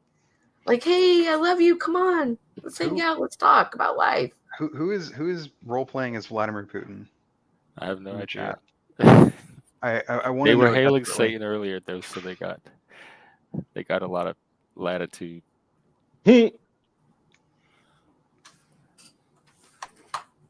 Interesting. Yeah, we grew up like we had crazy people all around us growing up. Like we were part of the family, part of the community. Yeah, I think now we've just kind of become more and more alienated from our communities. So, we became a self-serving community. This doesn't make me feel good. I don't know. I don't like this around me. I'm gonna we became a self-serving community. But part of that can be an instinct for health, like because there's a reason you're not liking something around you, and it could be your health instinct. It could be the things around you. It could be like the things around you might be bad. I mean, that's kind of how like PTSD functions, isn't it? Like you're in a very usually awful, very traumatic situation, and that you're desensitized to it. Well, PTSD is from bad parenting, don't you know? No, that's from trauma. Yeah, it changes the brain. It's almost a form of brain damage. Yeah, a parent can definitely give a child. Yeah, there's childhood experiences that could certainly. Yes, I would at least like to think that most parents in the United States don't give their child PTSD. Hopefully, I think that you are not being honest with yourself, and it might not be that they're giving it to them directly, but in the environment that they live in. Yeah, I mean, I would still, I would still count that as like if they create an environment that is going to give a kid PTSD, like that would be them giving the kid PTSD. Yeah. Some people are unfortunately poverty. Poverty creates Oh well, yeah. Poverty because they live in the neighborhoods of violence. One of those we didn't have violence. External factors. We grew up poor. Really? I loved our childhood. We had so much fun. Actually, wait, Jeff, we didn't even care how much money we had. We could have fun with like. I do have a question. When did you grow up? 70s, 80s.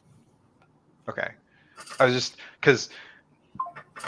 In the 90s, there was a huge fucking crime wave, and violent crime went up. Well, not in America though. In America, there was a massive crime wave that happened like through the 90s. Right. I don't even remember. I remember Rodney King. I mean, that's O.J. Simpson's. The crack. I mean, sure. Like, I mean, I can find. I don't. Yeah, I mean, you might be able to show me a chart that shows a crime wave, but I'm saying I don't. I lived through those times. I was a college student in the 90s, and I don't remember a massive crime wave either in the news or in my city. Okay. I remember when they put out like the most dangerous cities of the year. New Orleans kept topping the list, and there's another city in Louisiana, but they always top those lists. So none of that indicated a crime wave to me. I'm like, yo, yeah, New Orleans is the murder capital of the world. It always is. What else is new?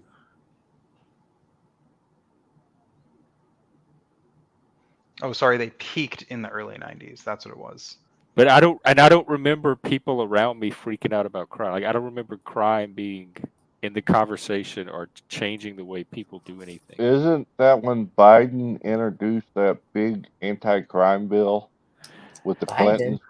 Back then, I remember. Wasn't that the 70s? I remember when gangs started coming No, into play more. It was when the Clintons were in office, and Biden introduced when he called them. What did he call them? Damn, it was a derogatory term he used. Ooh, I can't remember, but he worked with Hillary Clinton on getting that anti-crime bill passed that was full of punishments. Yeah, I remember the crime bill. Yeah, you know what I'm talking about. But what was your point about I can't remember when it was. Let's say there was this rise in crime. What was your point about the 90s and the rise in crime?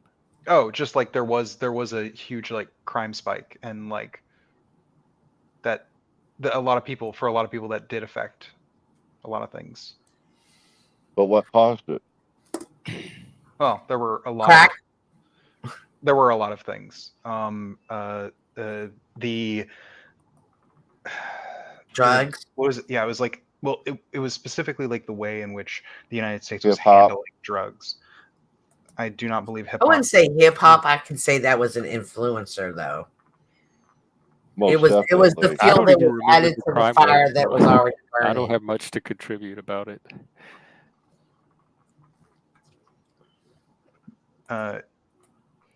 We'll never disinformation. Wasn't the women's movement really big then too with Jane Fonda That was the 60s or in the 70s. 60s? Yeah, Not the 90s. Women's movement was way earlier. They had like the in indie, like alternative rock. They had all these little girl bands, Oh, they riot did. girl culture, and that kind of stuff. That's where I saw it in my little scene. Women actually had it pretty sick in the 80s and 90s.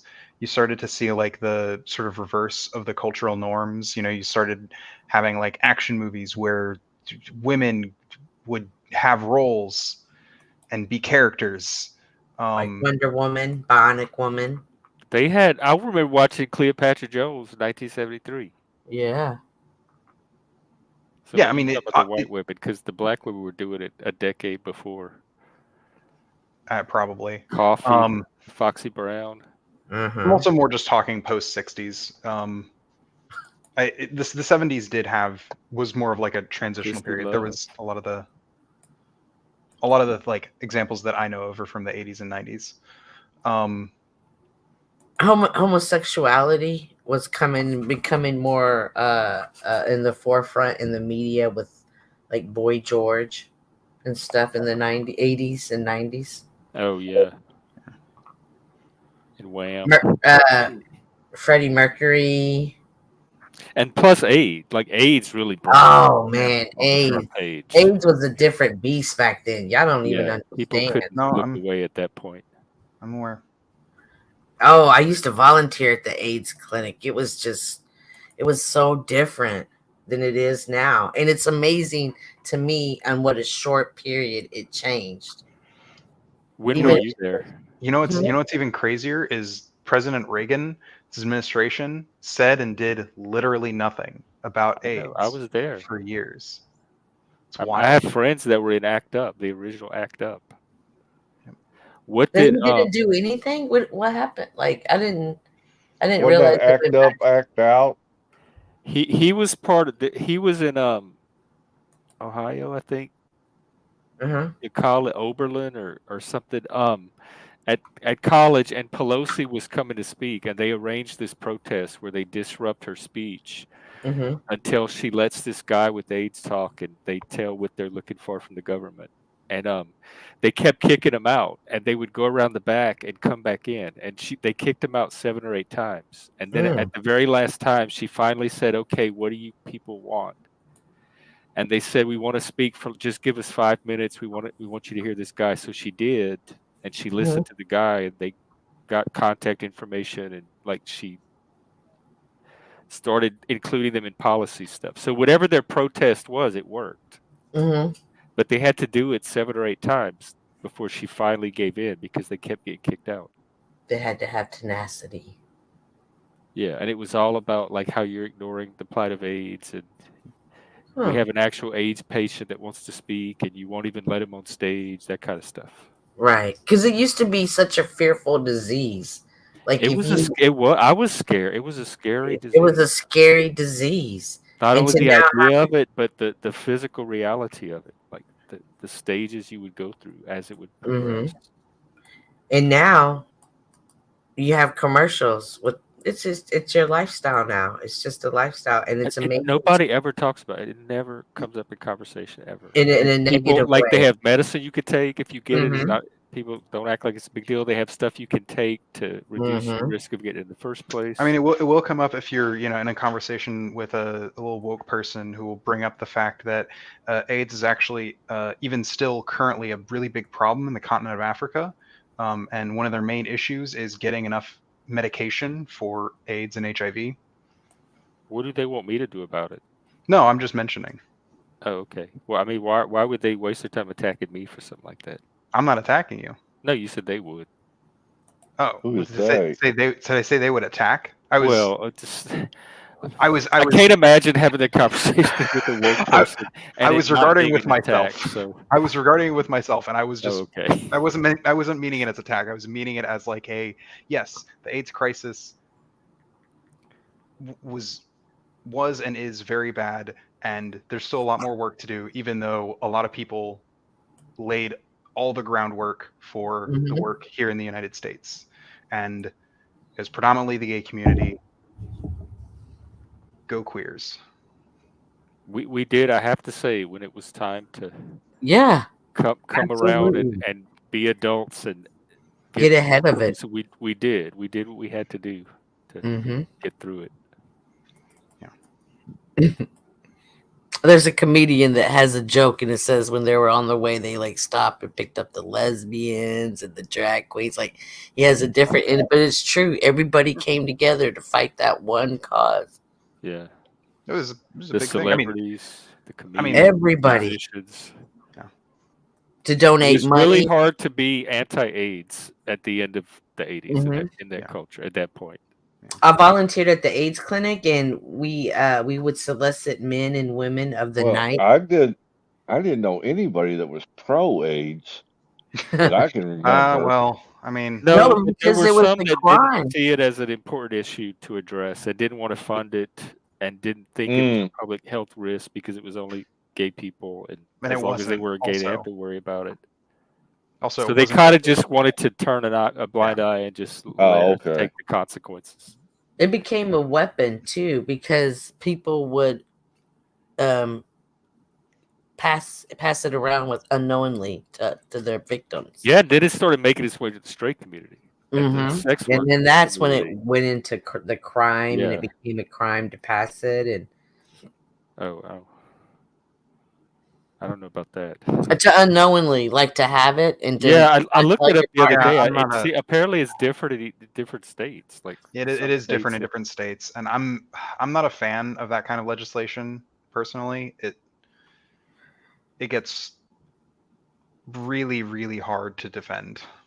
So depending on the wording, like I think the ones that say like you can't know you have it and then also pass it, those are easier to defend, but they're also easier to like they're worse. They're stupid. It's like, okay, so to get around this, you just never get tested. Like, and then you can say you didn't know.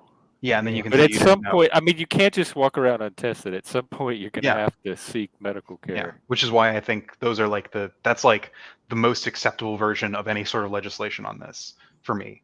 Like, is if they can demonstrate that you did know, then you can't. That's not okay.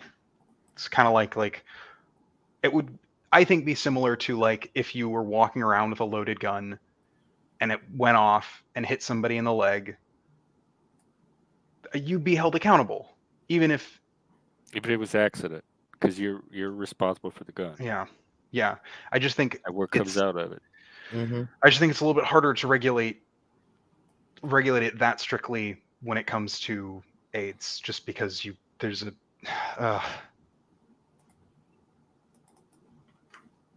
There's what? like ideally, both partners take responsibility for their sexual health.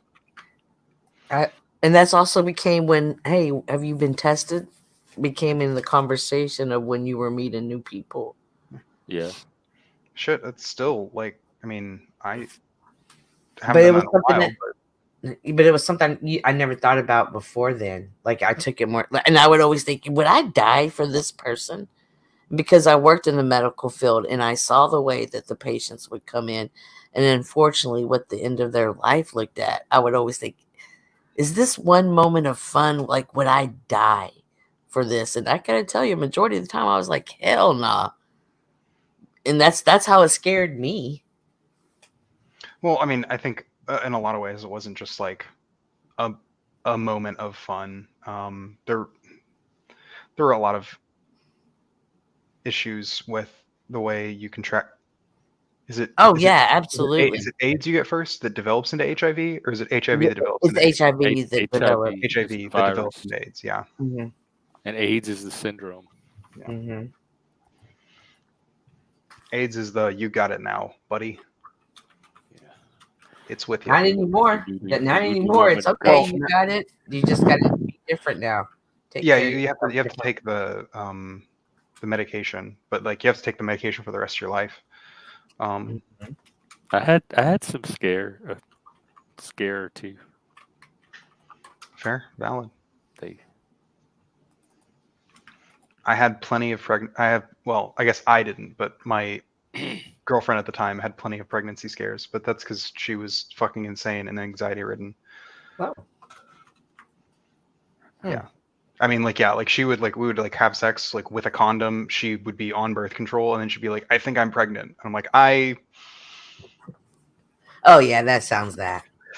I believe you believe that. Oh, that was a nice way to say it too. I mean, would you ever get pregnant? Would I ever get pregnant? Yeah. Probably not. It sounds exceedingly unpleasant. It sounds wise too. Yeah. Again, sensible commie. No, Jonathan, how are we? I hope not. This is an entertainment channel only. Do not take any messages or advice from any of us idiots. We don't know what we're talking about. No, don't do that, Jonathan. But you should, though, take from it is the power of working together and how you can make moving changes. Yeah, the power of community. Mm-hmm. You know what the scientific community was able to achieve? We eradicated smallpox. Well, at least we eradicated it until a bunch of people who were unvaccinated started spreading it. You know. But now it's kind of been reintroduced to the human population. But for a while, so many people were vaccinated around the world that we had effectively wiped out smallpox. Nice. Are you talking about like the vaccinations you get when you're a kid? Yeah. Oh, that's a whole people thing. stopped them that smallpox started to come back.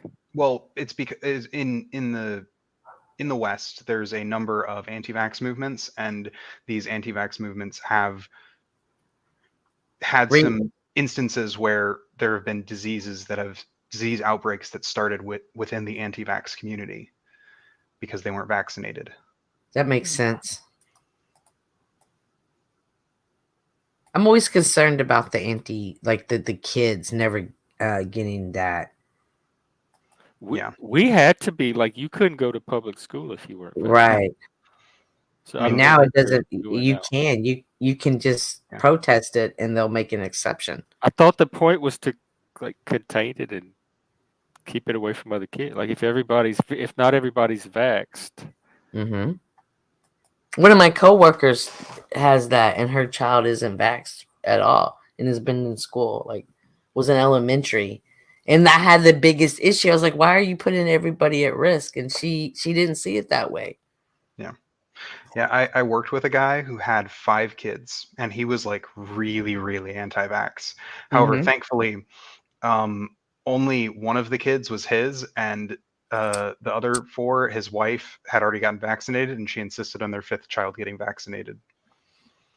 So they're like walking germs at that little age. Like they're sticking any and everything in their mouth. They touching everything. Then they're licking their hands. Like they're a germ.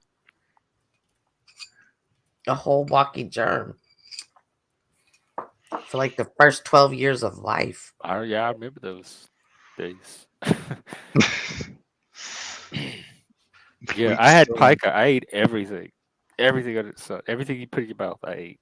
Rocks, bark off dirt, trees, chalk, grass, yeah, tree, leaves, dandelions. Oh, this flower looks pretty. I wonder what it tastes like. Candy, Play-Doh, glue.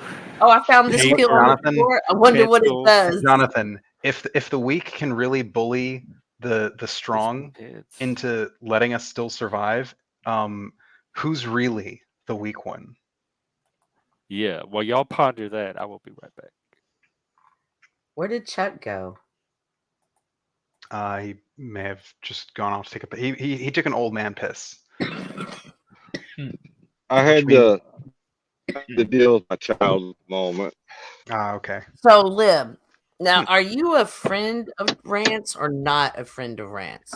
I have interacted with Rant on panel a number of times, and so he's kind I'm of rearranging my office, and so I he's have my Rolodex, but I know I have a card on you because I know I have a note on you, but I don't remember I don't remember what it's. But so, can you refresh me about your life while we got this quick time? Yeah, sure. It's a setup. It's a setup. Sure, I can give a recap of my life. I remember there's something about you I jotted, and I can't remember what notebook. it is. Yeah, well, I rearranged my office and I lost my Rolodexes in one of my piles, and I know I have a note on him. Cynthia, you was talking about Rant. He's preaching April the 8th is the beginning of the end. Yeah, Jonathan, one of my we were preaching that months ago with the New Year hit. We said this is the future. Yeah, Jonathan, I was talking about one of my old girlfriends. One of my ex-girlfriends from like a decade ago. So he was a she, she was a he. You're trans, right? I am. Okay, I remember that. I do remember that. Part of my title and my little image is the trans flag. Okay, and have you been on the internet since the age of 12? Give or take, yeah. Okay, I think there was one more thing though. I can't figure out what that. I could find that today. This was. Anyways, so you're a man who's transiting to a woman. I'm a that in itself is woman, yes. That in itself is something that is also taking huge leaps and bounds. Because I remember, working at the hospital and having a patient that had that change and didn't make it, not because of the change, but because of the staph infections that came behind it. And that was the greater risk back then, was all the infections post surgery. So that has come a long ways. When you agree? I don't really plan on getting any surgeries or anything. I do plan. I would like, once I have more money, I guess, and health insurance, to get on HRT. I'd like my own homegrown boobs. I don't need those fake implants. Okay. Got you. God gave me the ability to grow them myself. Hostess, donuts, Twinkies, ding dongs. Okay. So now Jonathan's question makes sense. You had a girlfriend. So I'm assuming if you had a girlfriend at some point in life, at some point you didn't walk this path. At what age did you start walking this path on a more consistent basis? Well, I have a girlfriend now, but I have had girlfriends in the past as well. Okay, so I'm not straight. I'm pansexual. He's a transsexual A lesbian trapped in a man's body. Okay. I wish need I a was as cool as a lesbian, but alas, no, I am still attracted to men. Wait, is your girlfriend male? My girlfriend is trans, yes. She is trans. Oh, I didn't know Oh, that part. yes. So hang Okay. on. Is it like male to female? Yes, she is MTF trans. I am MTF trans. Yes. There Okay, used wait, to be hang a on. cop My show. brain has to do gender math here. Hang on. There Oh, used to yeah. be a So show you're that- you're two little gay boys that found each other. Wait, Because wait. when you translated my generation, like if I saw Yes, you at a gay bar, I'd be like, oh, they make a cute couple. Wait. Yeah. Your Is girlfriend a is a male. trans what we used to call A queen. back in the day? We used to call them cross dressers. Is that the same thing? No, cross-dressing still exists as like a thing It's people do, complicated. and not all cross-dressers are trans. And trans people, I guess no, trans people can cross-dress, but trans people existing is not cross-dressing. Right. Okay. Like you don't consider yourself a cross dresser, right? No, I'm not a cross-dresser. Because this Then is your what natural makes you trans? state. That I do not identify with the gender that I was assigned at birth. Okay. I was assigned as a man at birth, and How I- can we break this down a little bit? How do Yeah, you sure. know when you're identifying with a gender? Is it like things that are male coded, like sports? You noticed a different reaction around than other things? I mean, a lot of, okay, so Because like me growing up as a kid, I never consciously thought like, oh, I'm identifying with I'm doing this because I'm male and it's helping me identify with a gender. yeah, and I didn't really think of things in that way either. However, like socially being treated as a man, as a guy. You were aware of the people around. That's what I was talking about earlier. Of Yeah. things we're not aware of. You were aware of people around you treating you a certain way Yes. that you associated with your being a male. Yes. Yeah, that's the kind of stuff I would have never noticed or picked up on. Like Okay. the reasons people were treating me a certain way. So, and this happened at an early age? Yeah, I mean, like, I started noticing things when I was in, middle school. It didn't really start to bother me all too much until I started going through I saw like really started hitting through puberty. Yeah, that's when it went off for me too. Yeah. And that's when like the physical discomfort within my body sort of began in earnest. What did that? Because my puberty wasn't necessarily physically difficult, but what was the discomfort? I grew a lot of body hair really early, and that just like as it was like a constant thing, right? Like I remember when I was young trying to shave off like all my body hair. Yeah, I remember that part too. Came as a surprise. Yeah, and like those two things like really coupled together, just kind of created this soup of like not really feeling comfortable where I am with how I'm asking people to treat me, because I did still at the time identify as a guy, because I didn't, I guess, think that there was any other choice. How did you want people to treat you? I mean, other than like basic respect that you would give any stranger. Yeah. I mean, most of it just had to do with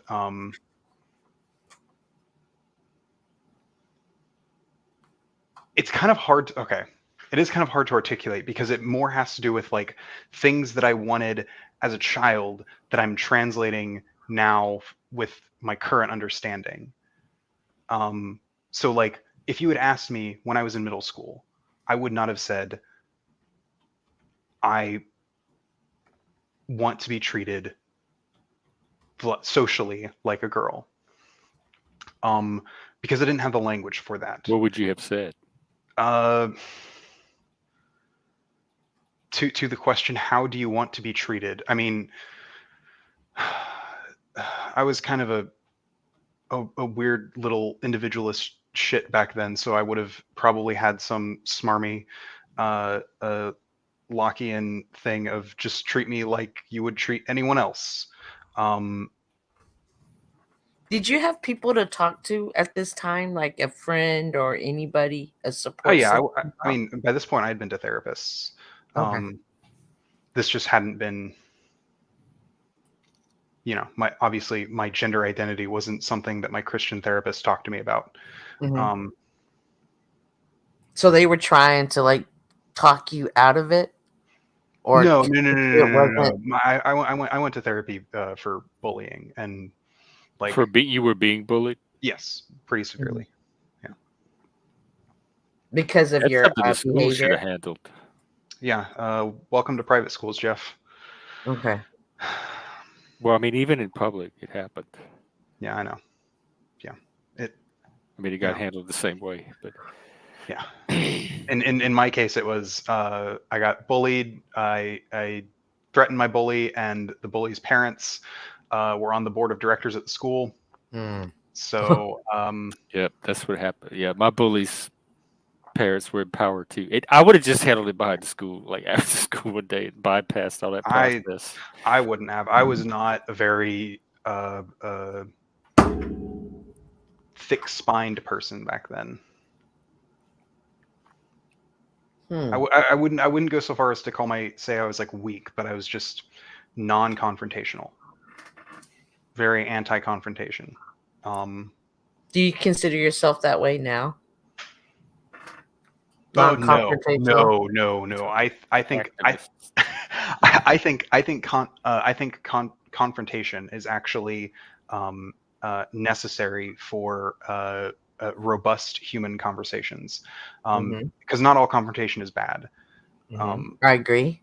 In fact, when each actor like understands what they're doing and understands, I guess, the reality of what's going on, then like confrontation is actually a really good way of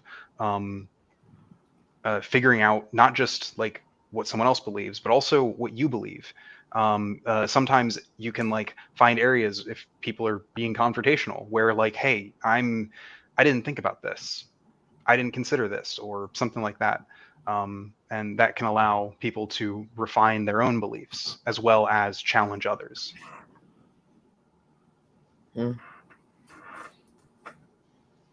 My TED talk on why confrontation is actually good. Oh, I think it's good too. I can't imagine. Me too.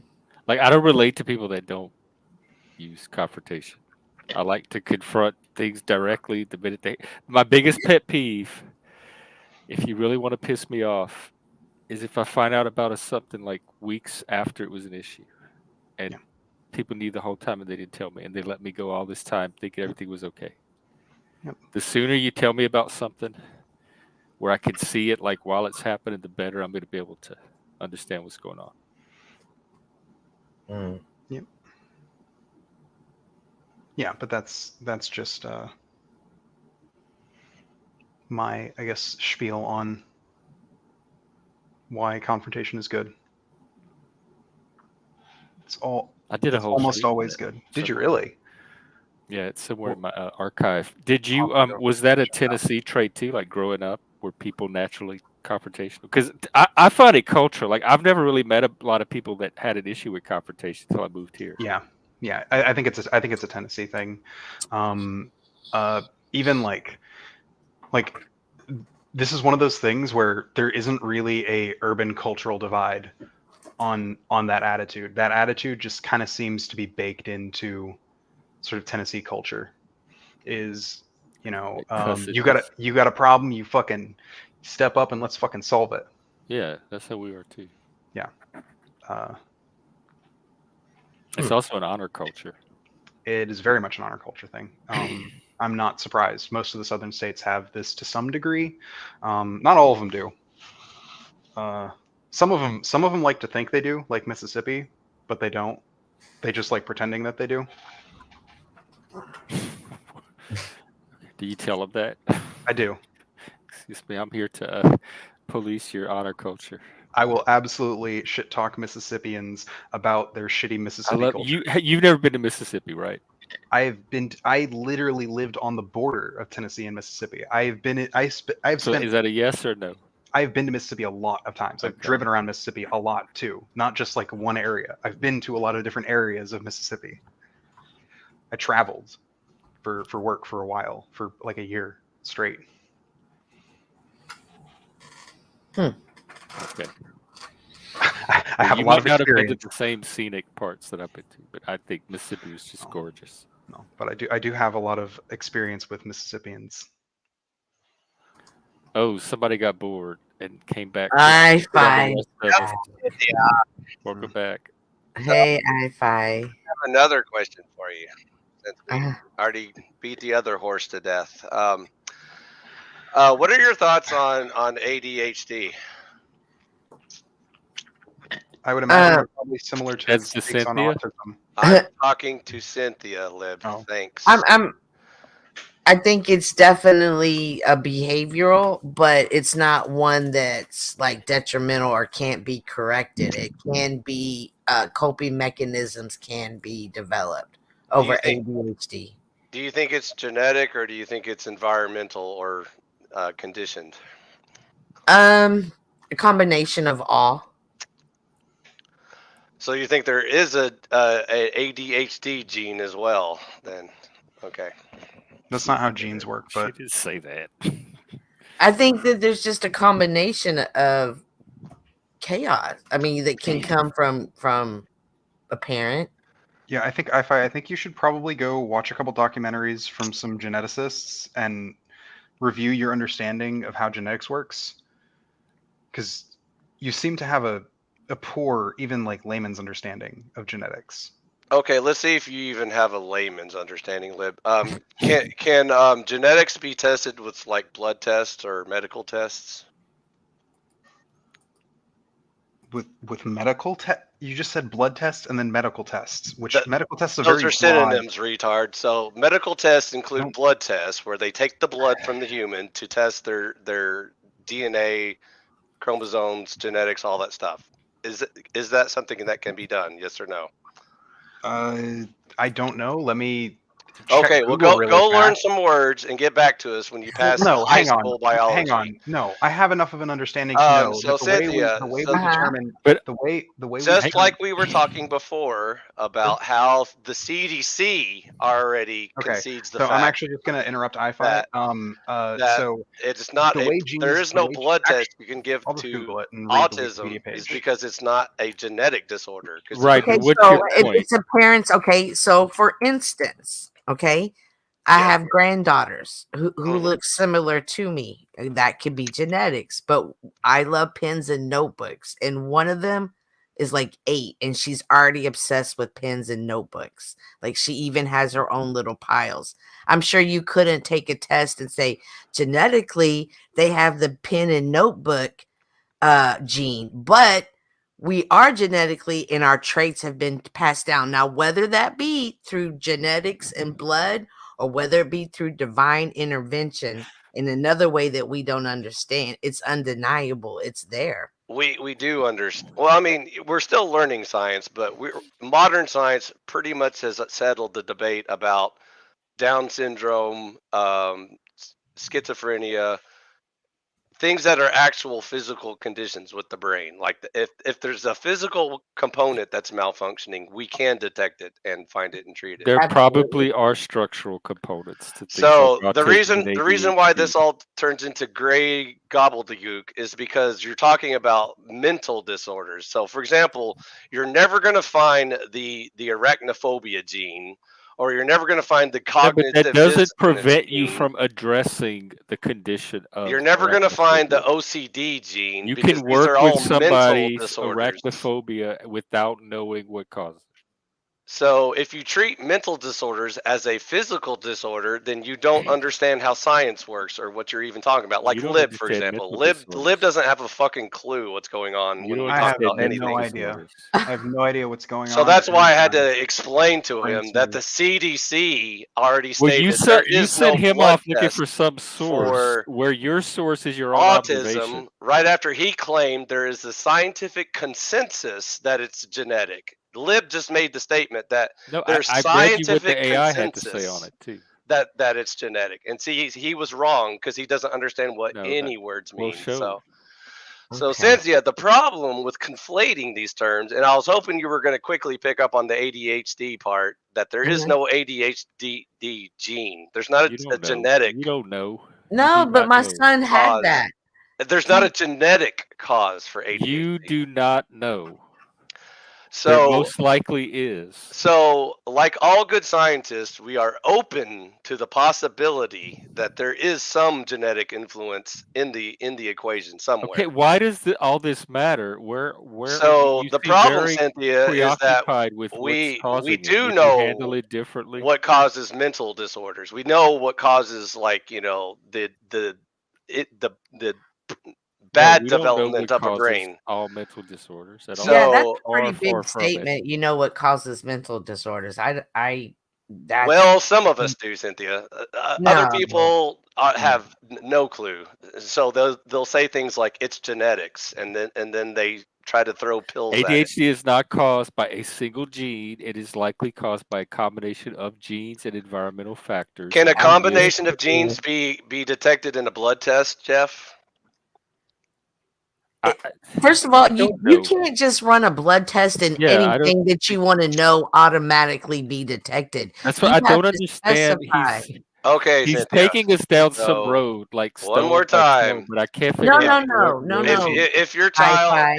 if your child has Down syndrome, we can do a blood test and determine they You actually can look have at it too if something they have wrong with their genetic brain.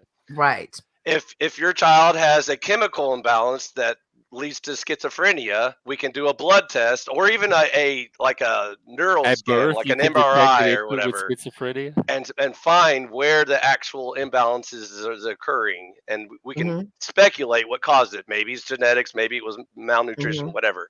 Mhm.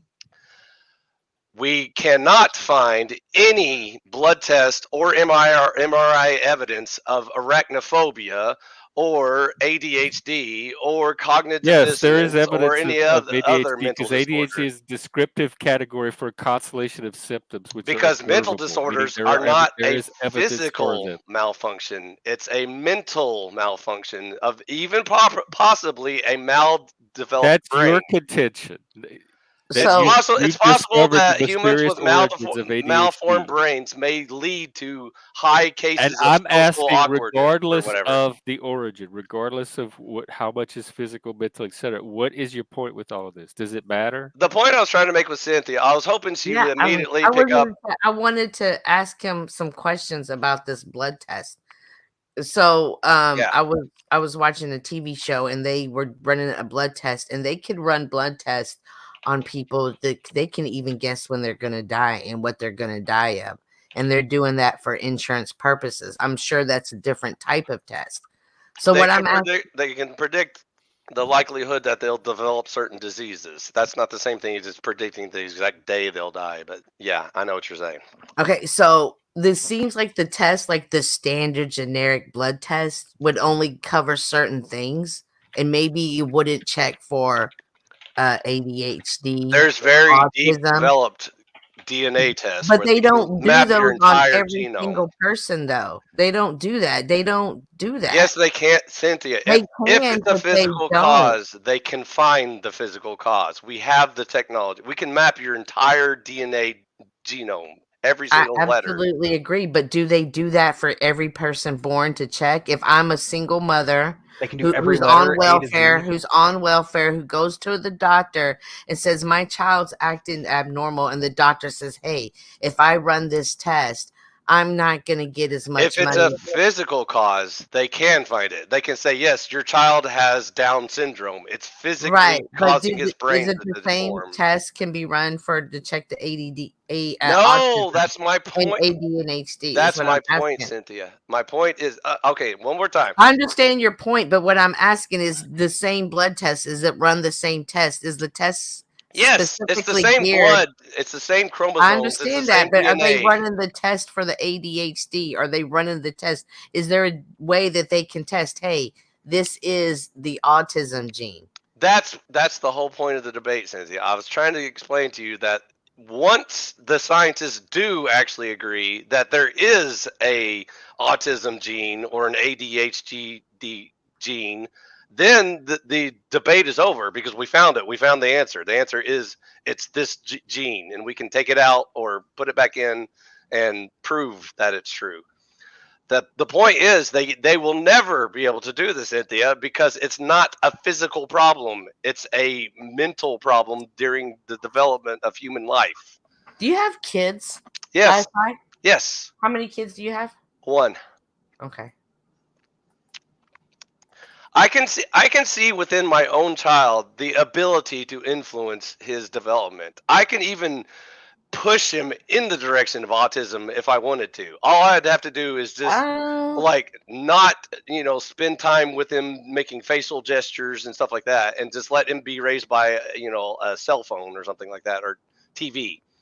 So the reason why it exploded during Generation X's generation is because we were raised on television. We were raised on MTV and Nickelodeon and shit like that. So this isn't suddenly genetic mutation or anything like that. It's just Yes, it is. drastic change it in is. parenting. Yeah. So Yes, it is. so Are you're y'all really still on autism or neurodivergence? Is that what y'all talking so. First of all, let's get this very straight. iPhi. Yeah. Down syndrome is a genetic disorder. It doesn't have anything to do with their brain being like deformed or anything like that. It's a genetic mutation, and you can check for that through the amniotic fluid when they're Does it in the affect their womb. brain development?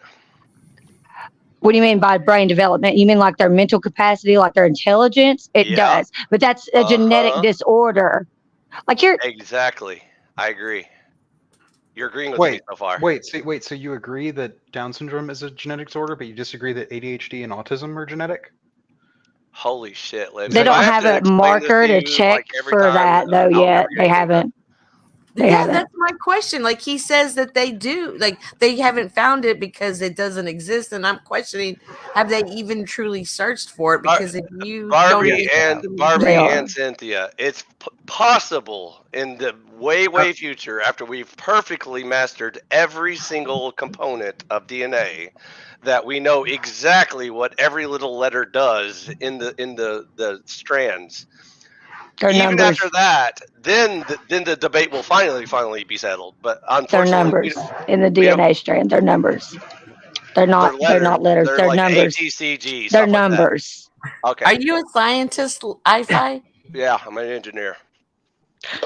Okay, so then what genetic marker is the one for Down syndrome then, since you know so much about genes? What is it? There isn't one, because if there was yes, there one, is. There's two, by the way. There's actually two. There's two of them. Can you do blood tests for genetic deficiencies, Barbie? What do you mean genetic deficiency? What is something that? Do you hear yourself right now? Something that's abnormal. Do you hear yourself right now? That's the same thing that Cynthia was saying. No, I don't think you understand how you're coming off and how you sound. Can we do blood tests for Down syndrome? Can we do blood tests? You don't need to do a blood test, dumbass, because you can check for it in the amniotic fluid. But you can check for it with blood. But you can do it with the fluid. See, the answer is yes, Barbie. They check. I don't think so. I think they check for it in the womb because there's markers that they can see when they're in the womb. So they check for it with the fluid that the baby is in when they're in the fucking womb. God damn it. I would know because I had a child that had Down syndrome. Stop arguing with me on this. You don't know what you're talking about. You don't. It's that simple. I have to have just stop. Just stop. So the doctors can't talk about it either because they didn't have Just stop. No, you don't need to talk about it because you don't know what the fuck you're talking about. Well, I think Ditto, Barbie. Barbie just said, I agree. And I think what we are trying to say is there's a mother figure, there's something in play that you're not understanding. And we know, as we look at our child, we know what it was caused by an environment, and we know what's just in them already. Oh, really? So it's a genetic thing. It's a gene that is carried. It can be passed on to your children throughout your family through generations. Do you know how many infinite variables there are in the environment, Cynthia? It's not just the mother. There's so many things that could be. It says it's usually not inherited. It's not inherited from parents. What about nutrition? We're talking about Down syndrome? What about electromagnetic waves in the air? What about absolutely all of that? But none of that played factors into my son's ADHD. Even the mother's age factors into the Down syndrome. Because I tried everything to correct it. How do you know there wasn't electromagnetic waves affecting his brain development, Cynthia? Oh, come on. You can say about anything. Boy. Well, I didn't live next to a power line because I'm kind of paranoid. How do you know it wasn't coming from your Wi-Fi? And I don't have a microwave. Let Chuck say what he wanted to say about Chuck. Go ahead. iPhi, I got 4 kids. They were all raised in the same house. They were all raised identically the same. Loving, nurturing. Not possible. Not possible. Chuck, the don't youngest be one. Let him continue. He's trying. There's no such thing. I know. This is a fun thought experiment. No, Chuck, go ahead. Identical twins. But go ahead. We ended up getting a complete DNA, genome, genetic makeup done on my son. Did they find the Chuck, genes that caused it? I probably let him finish. They found he's got a double chromosome. He's the first person in the world that they discovered that had this particular double chromosome.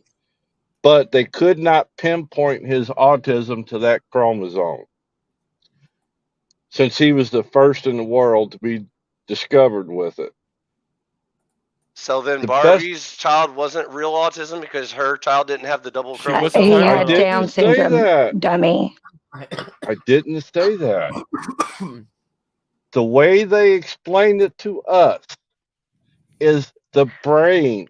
It's how the brain develops internally as opposed to external influences. It's how their brain gets wired as they're progressing. It is not nobody's fault. It's a thing of nature.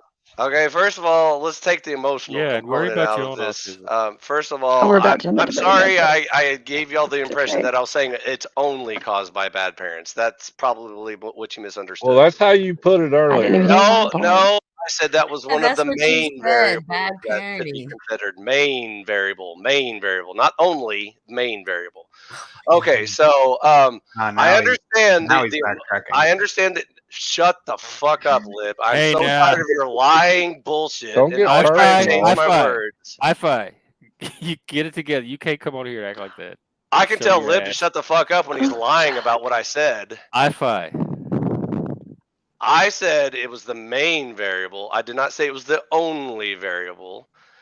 I said that it's more important to focus on what is the main cause of the things, and it's possibly also genetic. We don't know yet because they're still trying to map all of these genetic variables on what they cause and don't cause.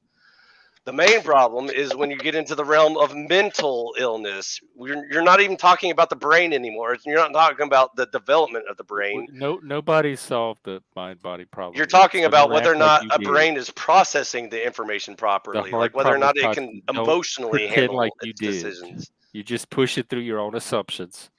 Did he move the goalpost? Did he? No, I didn't move the goalpost, Cynthia. Okay, Cynthia. You're very bad at this, iPhone. Okay, Cynthia. Do you know what? I'll put it in your language. Cynthia.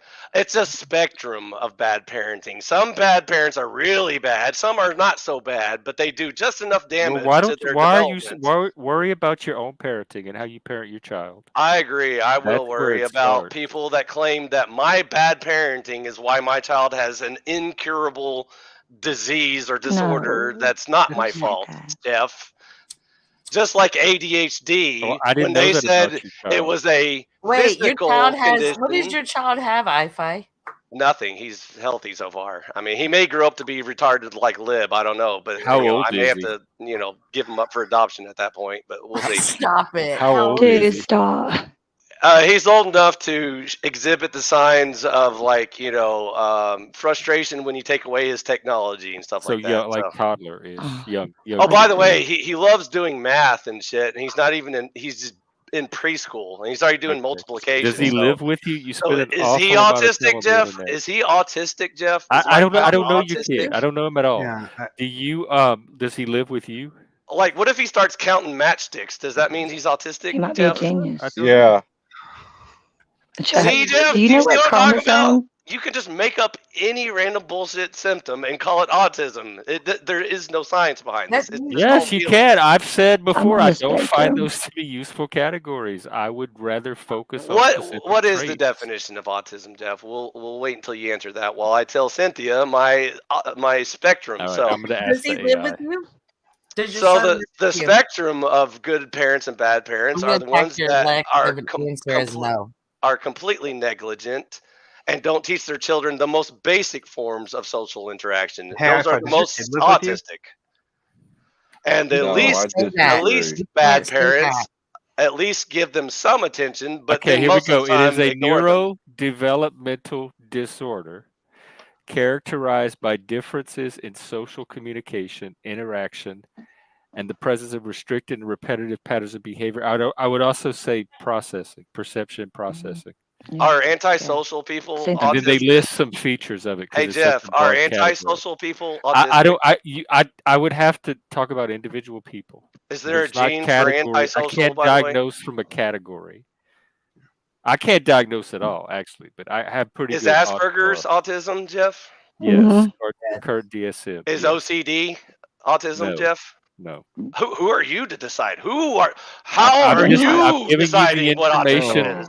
You don't according to understand the my current autistic DSM, child which has is the OCD. standard that's being used, and the ICD-10 codes. Those are the standards that when they bill insurance companies. That Do you see what happens when people get emotional, Jeff? Do you see how it's not productive to the I don't see conversation? anything you're trying You're to the one Who getting got emotional. That's why I keep Bro. asking questions. You're That's being why the I got same emotional, obnoxious troll you Cynthia. usually Sometimes are. you have to give people And you're examples perfectly so they capable of understand what you're having saying. productive conversations, but you don't seem to enjoy them. You do this instead.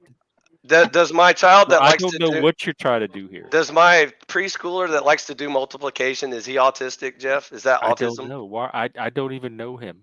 He's very antisocial, by the way. He doesn't like playing with other children, Jeff. So He's only does he have talking- autism? Probably. I don't Probably. know. Probably. I don't- See, Have you Jeff, had him? the Have you doctors had in the him room have Probably evaluated? has spoken. a bad father. He has who doesn't autism. spend time with them that sits online. Have and you talks have You you about gotta, had him you got to evaluated? let him out of the closet every now and then. Actually, And so I he's talk to him a probably lot while really I'm doing weird. these streams. Sometimes I'm talking to him while I'm doing these streams. So you have no idea how I'm raising my child at all. But anyways, he's fine. He's probably a little too smart for his own good, which may make him grow up like iPhi Senior and hate all the evil retards in the room. But that's Yeah, another but that problem. only hurts you. I5. That's the type It of doesn't. thing My feelings are not the hurtle into. least bit hurt by people's inability to understand anything. That Okay, doesn't so bother me at anyway, if all. there's anybody else that has a topic or would like to talk, or So Cynthia, my point was feel a free to long jump time in. ago. iPhi's had his airtime. A long time ago, ADHD was a physical condition that they cured with Ritalin. So they gave iPhi, children. you don't know what you talk about. Put you on mute. It wasn't a cure It Okay. wasn't a cure. It was something to calm your child down. to alleviate the symptoms, It was for but it wasn't and a cure. ADHD was conceptualized differently too, because back then it was ADD, and then they divided it into hyperactive and Attention inattentive. deficit. Right, and Yeah. so depending on if you were more hyperactive or more inattentive, they classified and treated you differently. And the Ritalin was a lot of it was for hyperactivity. Go mute yourself. But now there's seems to be like a shift where they're starting to look at autism and ADHD sort of together. ADHD. Yeah, with ADHD. I think it's all neurodivergent. I think they should look at it individually. I think the important thing to know is there's the statistical norm, and then there's outliers from that norm. Yeah. And I mean, are you dealing with a statistical norm? Or are you dealing with an a different outlier norm that's different for that person? because it's normal for them. It's just not normal when you reference it against the larger population. I think other than like ADHD, I think a lot of it is like on like a sliding scale, almost like between autism and ADHD. Not that like autism and ADHD have a lot of like conflicting traits, but there are some conflicting traits, which kind of makes it interesting for that.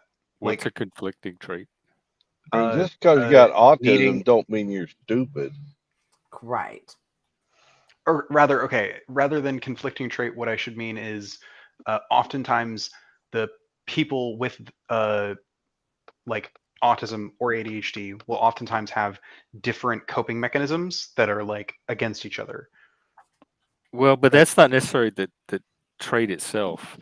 Like I look at autism broadly as social awareness, social processing. It involves what we take in and process about the social world, other people. And ADHD is cognitive. It's how we process information. It doesn't necessarily involve the presence of another social person. element. It can happen independently of other people. Yes. I'll agree with that. Yeah, no, I don't think I disagree. Okay. But yeah, I wanted to say hi, Barbie Sasquatch. I'm sorry you had to come in to a yelling iPhi. Yeah, hey, Em. Yeah, I was quietly. What happened, Miss iPhi? I was Was quietly iPhi listening, saying and I earlier- heard Down syndrome, and I was like, "What? Is he really about to go there? He's about to go there. He's fucking going there." So I grabbed the phone and was like, "Click." Why the fuck would he not? Was iPhi saying that the autism was caused by bad parenting earlier? It was the main reason of bad parenting. Yeah, he was saying that like, he was doing the we don't know, but like it's probably bad parenting, and it's like, come on, shut the fuck up. They do the same thing with gay, though. I have noticed there's a strain on the right because it came out with Andrew Wilson, where like there's certain things that we take for granted as a given that they think can be societally influenced. So if you keep them away from certain influences or direct them the right way, you decrease their chances of turning out to be that thing. I could that's the condescending version, and the one I think that the left is no shortage of condescension. Oh no! What I'm saying is the other version of that is like fucking insane. Like there are people like iPhi who like aren't really a threat to anybody, who like just like privately think these stupid things, and then there are people who like want to kill gay people. They're much rarer. I don't know a single person that wants to kill gay people. Like that's like a Bigfoot boogeyman myth. The scary people that want to kill gay people. I've met those kinds of people. You've met people that want to kill. They said it just came up in conversation about all the gay people they want to kill. Actually, it came up in a conversation. And if you met that one person, you are dealing with a disturbed individual. You're not dealing with a group of people that want to secretly kill gay people. Yes, but he didn't get there. He didn't get there with like extreme attitudes. He got there with the same attitudes that other people use, like iPhi, who aren't a threat. He got there with the same attitudes. I don't know. I haven't encountered those attitudes, and he's just a gun nut and fantasizes about shooting people broadly too. You can't lump it as a gun. I have never heard iPhi talk about shooting gay people ever. Unfortunately, we do hear stories of that, especially here in Dallas. It has made the news. We know Joshua. We knew Joshua Jones. Joshua Jones wanted to walk them all into volcanoes. So yeah, and Chuck, again, I am what I would describe as a gun nut, but like what I mean is like the kinds of people who like are gun nuts, and the way they talk about guns makes you feel like they shouldn't own guns. I don't see that's a makes me feel vibes thing. I don't operate off of that. Doesn't matter how they make me feel when they're having a conversation. I look at things that are more concrete than that. Like, let's be honest. I'm just gonna reach out to. I don't think iPhi's a fucking engineer either. Straight He up. built cities. Honestly, that's like a- apparently he's built entire cities. Apparently he's built entire on- cities. Yeah, What? for real. Well, I'm gonna on need a list of What? those cities so that I don't go there. Yeah. He built, iPhi, he what built cities in did you build? Factorio. Oh wait. Because that iPhi. infrastructure's got to be fucked. Wait, That's like saying I'm an engineer. Come on, guys. iPhi doesn't have good conversation though. He can't control himself. Wait, Is hang that on. the trait of an engineer? Well, I think I see neurodivergence in iPhi because he seems normal to for me. real. And so that makes me think that he must, like, we're resonating at a similar frequency because I don't have these issues with iPhi that everybody else does. In my mind, our conversations go completely normal. But the amount of time I sit and I'm like, okay, so if I'm surrounded by all these people, like, don't get me wrong, especially over at Flows, we're like the safe haven of disagreeables. But it's like we all have to be kind of on the same frequency. And I'm like, but how the fuck are they? Some of them, how are they on the same frequency as if they got to be on the, like, it's like a spectrum. They got to be on the other end of that same frequency. It's multiple frequencies. But now, iPhi, prior to his whole, like, I'm quitting and going to the woods thing, before he had that breakdown and, like, did that, I would have been on your side there. But ever since he fake left and came back, he's pretty much no different to me to the Lumatomi. So, He did do that. He was going into the woods and he came up here, Jeff. Yeah, we had a party for him. I told him I would see him the next day, and sure enough. And you said it's going to be like he never left, I'm sure. How long was he gone? The next day. No days. He was gone no days. Just like I said he would be. No days. Oh, okay. That's right. I remember that guy. And I remember thinking, man. iPhi, you wish you had enough social power to bully us. Because in my mind, he was going to go live like Grizzly Adams. And I was like, ooh, I can't wait to hear He doesn't have a bunker. He doesn't have a cabin. He doesn't have any of that shit. He's just he's just a big fucking liar as far as I can tell. Until he's willing to get a camera and turn it on and actually show me some of this shit, I don't believe a goddamn word he says. Also, I date bullies for fun, so can't bully me. There you go. Yeah, that's what I do. Yeah, like, you can replay it. Send me the link with the timestamp. I'll play it. Oh God. If we could stream record ourselves. Oh God. Do I want to subject myself to more iPhi, or should I go? Not. Yeah, I should actually probably do. I have some chores around the house to do. Okay. Yeah, I'm ready to go watch our shows anyway. Chris, how long are you still the mechanic? Yep. Okay. I gotta go find a show. Are you going to start a live, M? I saw you were going to start one. You were going to try to take it down. Okay. Yeah, I did figure it out though. I figured out how to do the portrait thing. Okay. But I want to be able to do portrait and then also, in the short feed mode, because that's what everybody's doing now. Some of Sasquatches will show up like that. So I was just fucking around with that. If anyone wants to hang out and talk, like I'll start a stream up whenever Jeff leaves, because I won't be able to get home for like I'll probably be out for another 2 hours. Just looking right what now. Are you doing? What are you doing, Chris? I'm trying to get the AC fixed in this car. Oh, good luck. Oh, yeah, you're there. Okay. Oh, that's yep. At least I found out it wasn't the compressor. I was afraid the compressor was dead, but the compressor seems to be fine. There's a leak in the AC system, so they're doing like this vacuum test thing on it. Yeah. That's going to find the leak, and once they find the leak, then of course that'll cost however much that's the cost to get fixed. I got a Groupon on the AC diagnostic, so that was cheap. Nice. I got that done for $10, but then it's going to be however much it costs to get the actual thing fixed, and it's just like, whatever. I just need right now we're waiting on like Lindsay's going to get her money from her disability thing here in the next within the next 3 weeks or so. So when that happens, we're gonna buy a second used car like we got this one, but we're gonna give this one to my daughter because she has turned 16. And I'm just trying to get it ship shape for her. I don't want her to be driving around in Texas heat with no AC. I've done that. No, that's not great. Is it what kind of car is it? Is it just a little sedan? It's an 09 Prius. Nice. Oh, okay. I mean, it's a Prius, so you're paying a little bit markup anyways, but that shouldn't be too bad then. I only got it. I got it for right over $1,000. Yeah, those AC systems can be a little pricey, but not too bad in smaller vehicles. Yeah. It's just.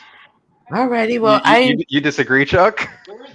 I had a smaller car that AC system cost me quite a bit to get fixed. Well, when was that? 1922? No, it was 89 or 90. Oh, okay, never mind. Korean import. Oh well, that explains it. A Daewoo.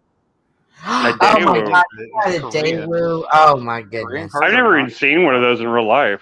Yeah, they're super expensive to upkeep. Just any. It was like car. It was like a cardboard box on wheels. Not the Daewoo. I used to work at a dealership that sold Daewoo, and I always thought, I can't believe they bought a Daewoo. I've never met a real person that bought one. Well, Chuck. It was Chevrolet that used How about the Scirocco? Damn, that's throwback. I found a real nice disposable vape. That's actually calming my nerves quite a bit right now. So that's always nice when you find one of those. Yeah, except they're all expensive. No shit. Only $10. It was only $10, and it's Wait, what? Yeah, it was $10. How the fuck are you still getting $10 vapes? Where? I don't know. It was just at a store right up here by the mechanic shop. I walked over there and grabbed it, and it's got like it's called Arctic Mint, Alaskan Mint or something like that. And it has a real clean mint flavor. This is like the only kind of vape I like. So I like mints too. But like I think the cheapest vapes, disposable vapes, it's like $25, $30. Yeah. Usually, yeah. I mean, I'm on the West Coast though, so that. I'm on the East Coast, and it's $25, $30. Well, you're on a coast. Period. I'm telling you, I keep telling people. Yeah, but I'm on the inner part of that. Oh, okay. Coastline. Texas really is kind of the place to be in terms of like, there's like, as soon as like we get that money, I've already found like several places around here that are way cheaper to live in than the place we're living now. They're in nicer areas and stuff. I found houses and shit like for rent. Like there's a lot of options here for like careful in the winter. Yeah. I'm not worried. It wasn't even that bad whenever the power grid and everything fucked up like a couple years back. It wasn't bad for where we were. It was bad in the outer areas. But the inner, like we're in Irving where we are, it wasn't bad. It wasn't bad. And it's like there's a lot of good advantages to Texas, in Dallas especially. Austin is kind of like gotten overrun, but Dallas is still pretty decent overall. The traffic can be a little bad at times, but it's just that's any city. Plus, you're always like 10 minutes from the country if you want to be in the country here. So that is true. Not like in Tennessee where it's most of the urban areas are really fucking sprawling. So like if you want to go to the the boonies from the center of Memphis, like, oh boy, actually no, that's actually not the case because you just cross the Mississippi River and go to West Memphis, which isn't in Tennessee and it isn't Memphis. It's in Arkansas. It's in Arkansas. It's a town called West Memphis. Yeah, I know. So I know. I know about West Memphis. Yeah, I hate. I did as soon as you said that. I was like, oh, that's in Arkansas. West Memphis is a shit town. Yeah, that's for sure. But. Yeah. I'm gonna take off real quick, but good seeing you, Barbie. I hope to see you later. Yeah, you too. Yeah, are you going live later? I don't know. It depends on how work goes. Yeah. Sometimes it goes late, and so it's too late for me to go. Good conversation today, Jeff. I came up because of iPhi. Interesting getting to know you more. Yeah, Chuck. Yeah, good seeing you too. And Chris might open a stream, so if y'all are here. Okay, I just subscribed and I turned on my notifications for all for you, Chris. Okay, yeah. So yeah, Lib, if you feel like jumping on talking, just like talking about movies or some shit, like I'll just like do like a pop culture stream or something like that. We'll just have like I'm gonna grab something to eat and I'll come back. Yeah, I gotta go do some chores, but yep. All right, man. It's good seeing everybody. Just message me when you get home later, and we can. I will. I so hope it just doesn't take too much longer, but I'm not. I already had to drive to like 3 different places because like I went to 2 other places first that had like that were trying to charge me. Like they told me it was cheap, and then I got there and it was like $150 just to do the diagnostic, and I was like, fuck that, and I left somewhere else. So it's just been a pain in the ass today, but yep. I'll see you guys later. Okay, take care. Right. Okay, we'll see you again tomorrow. Same time, same platform. For now. Take care.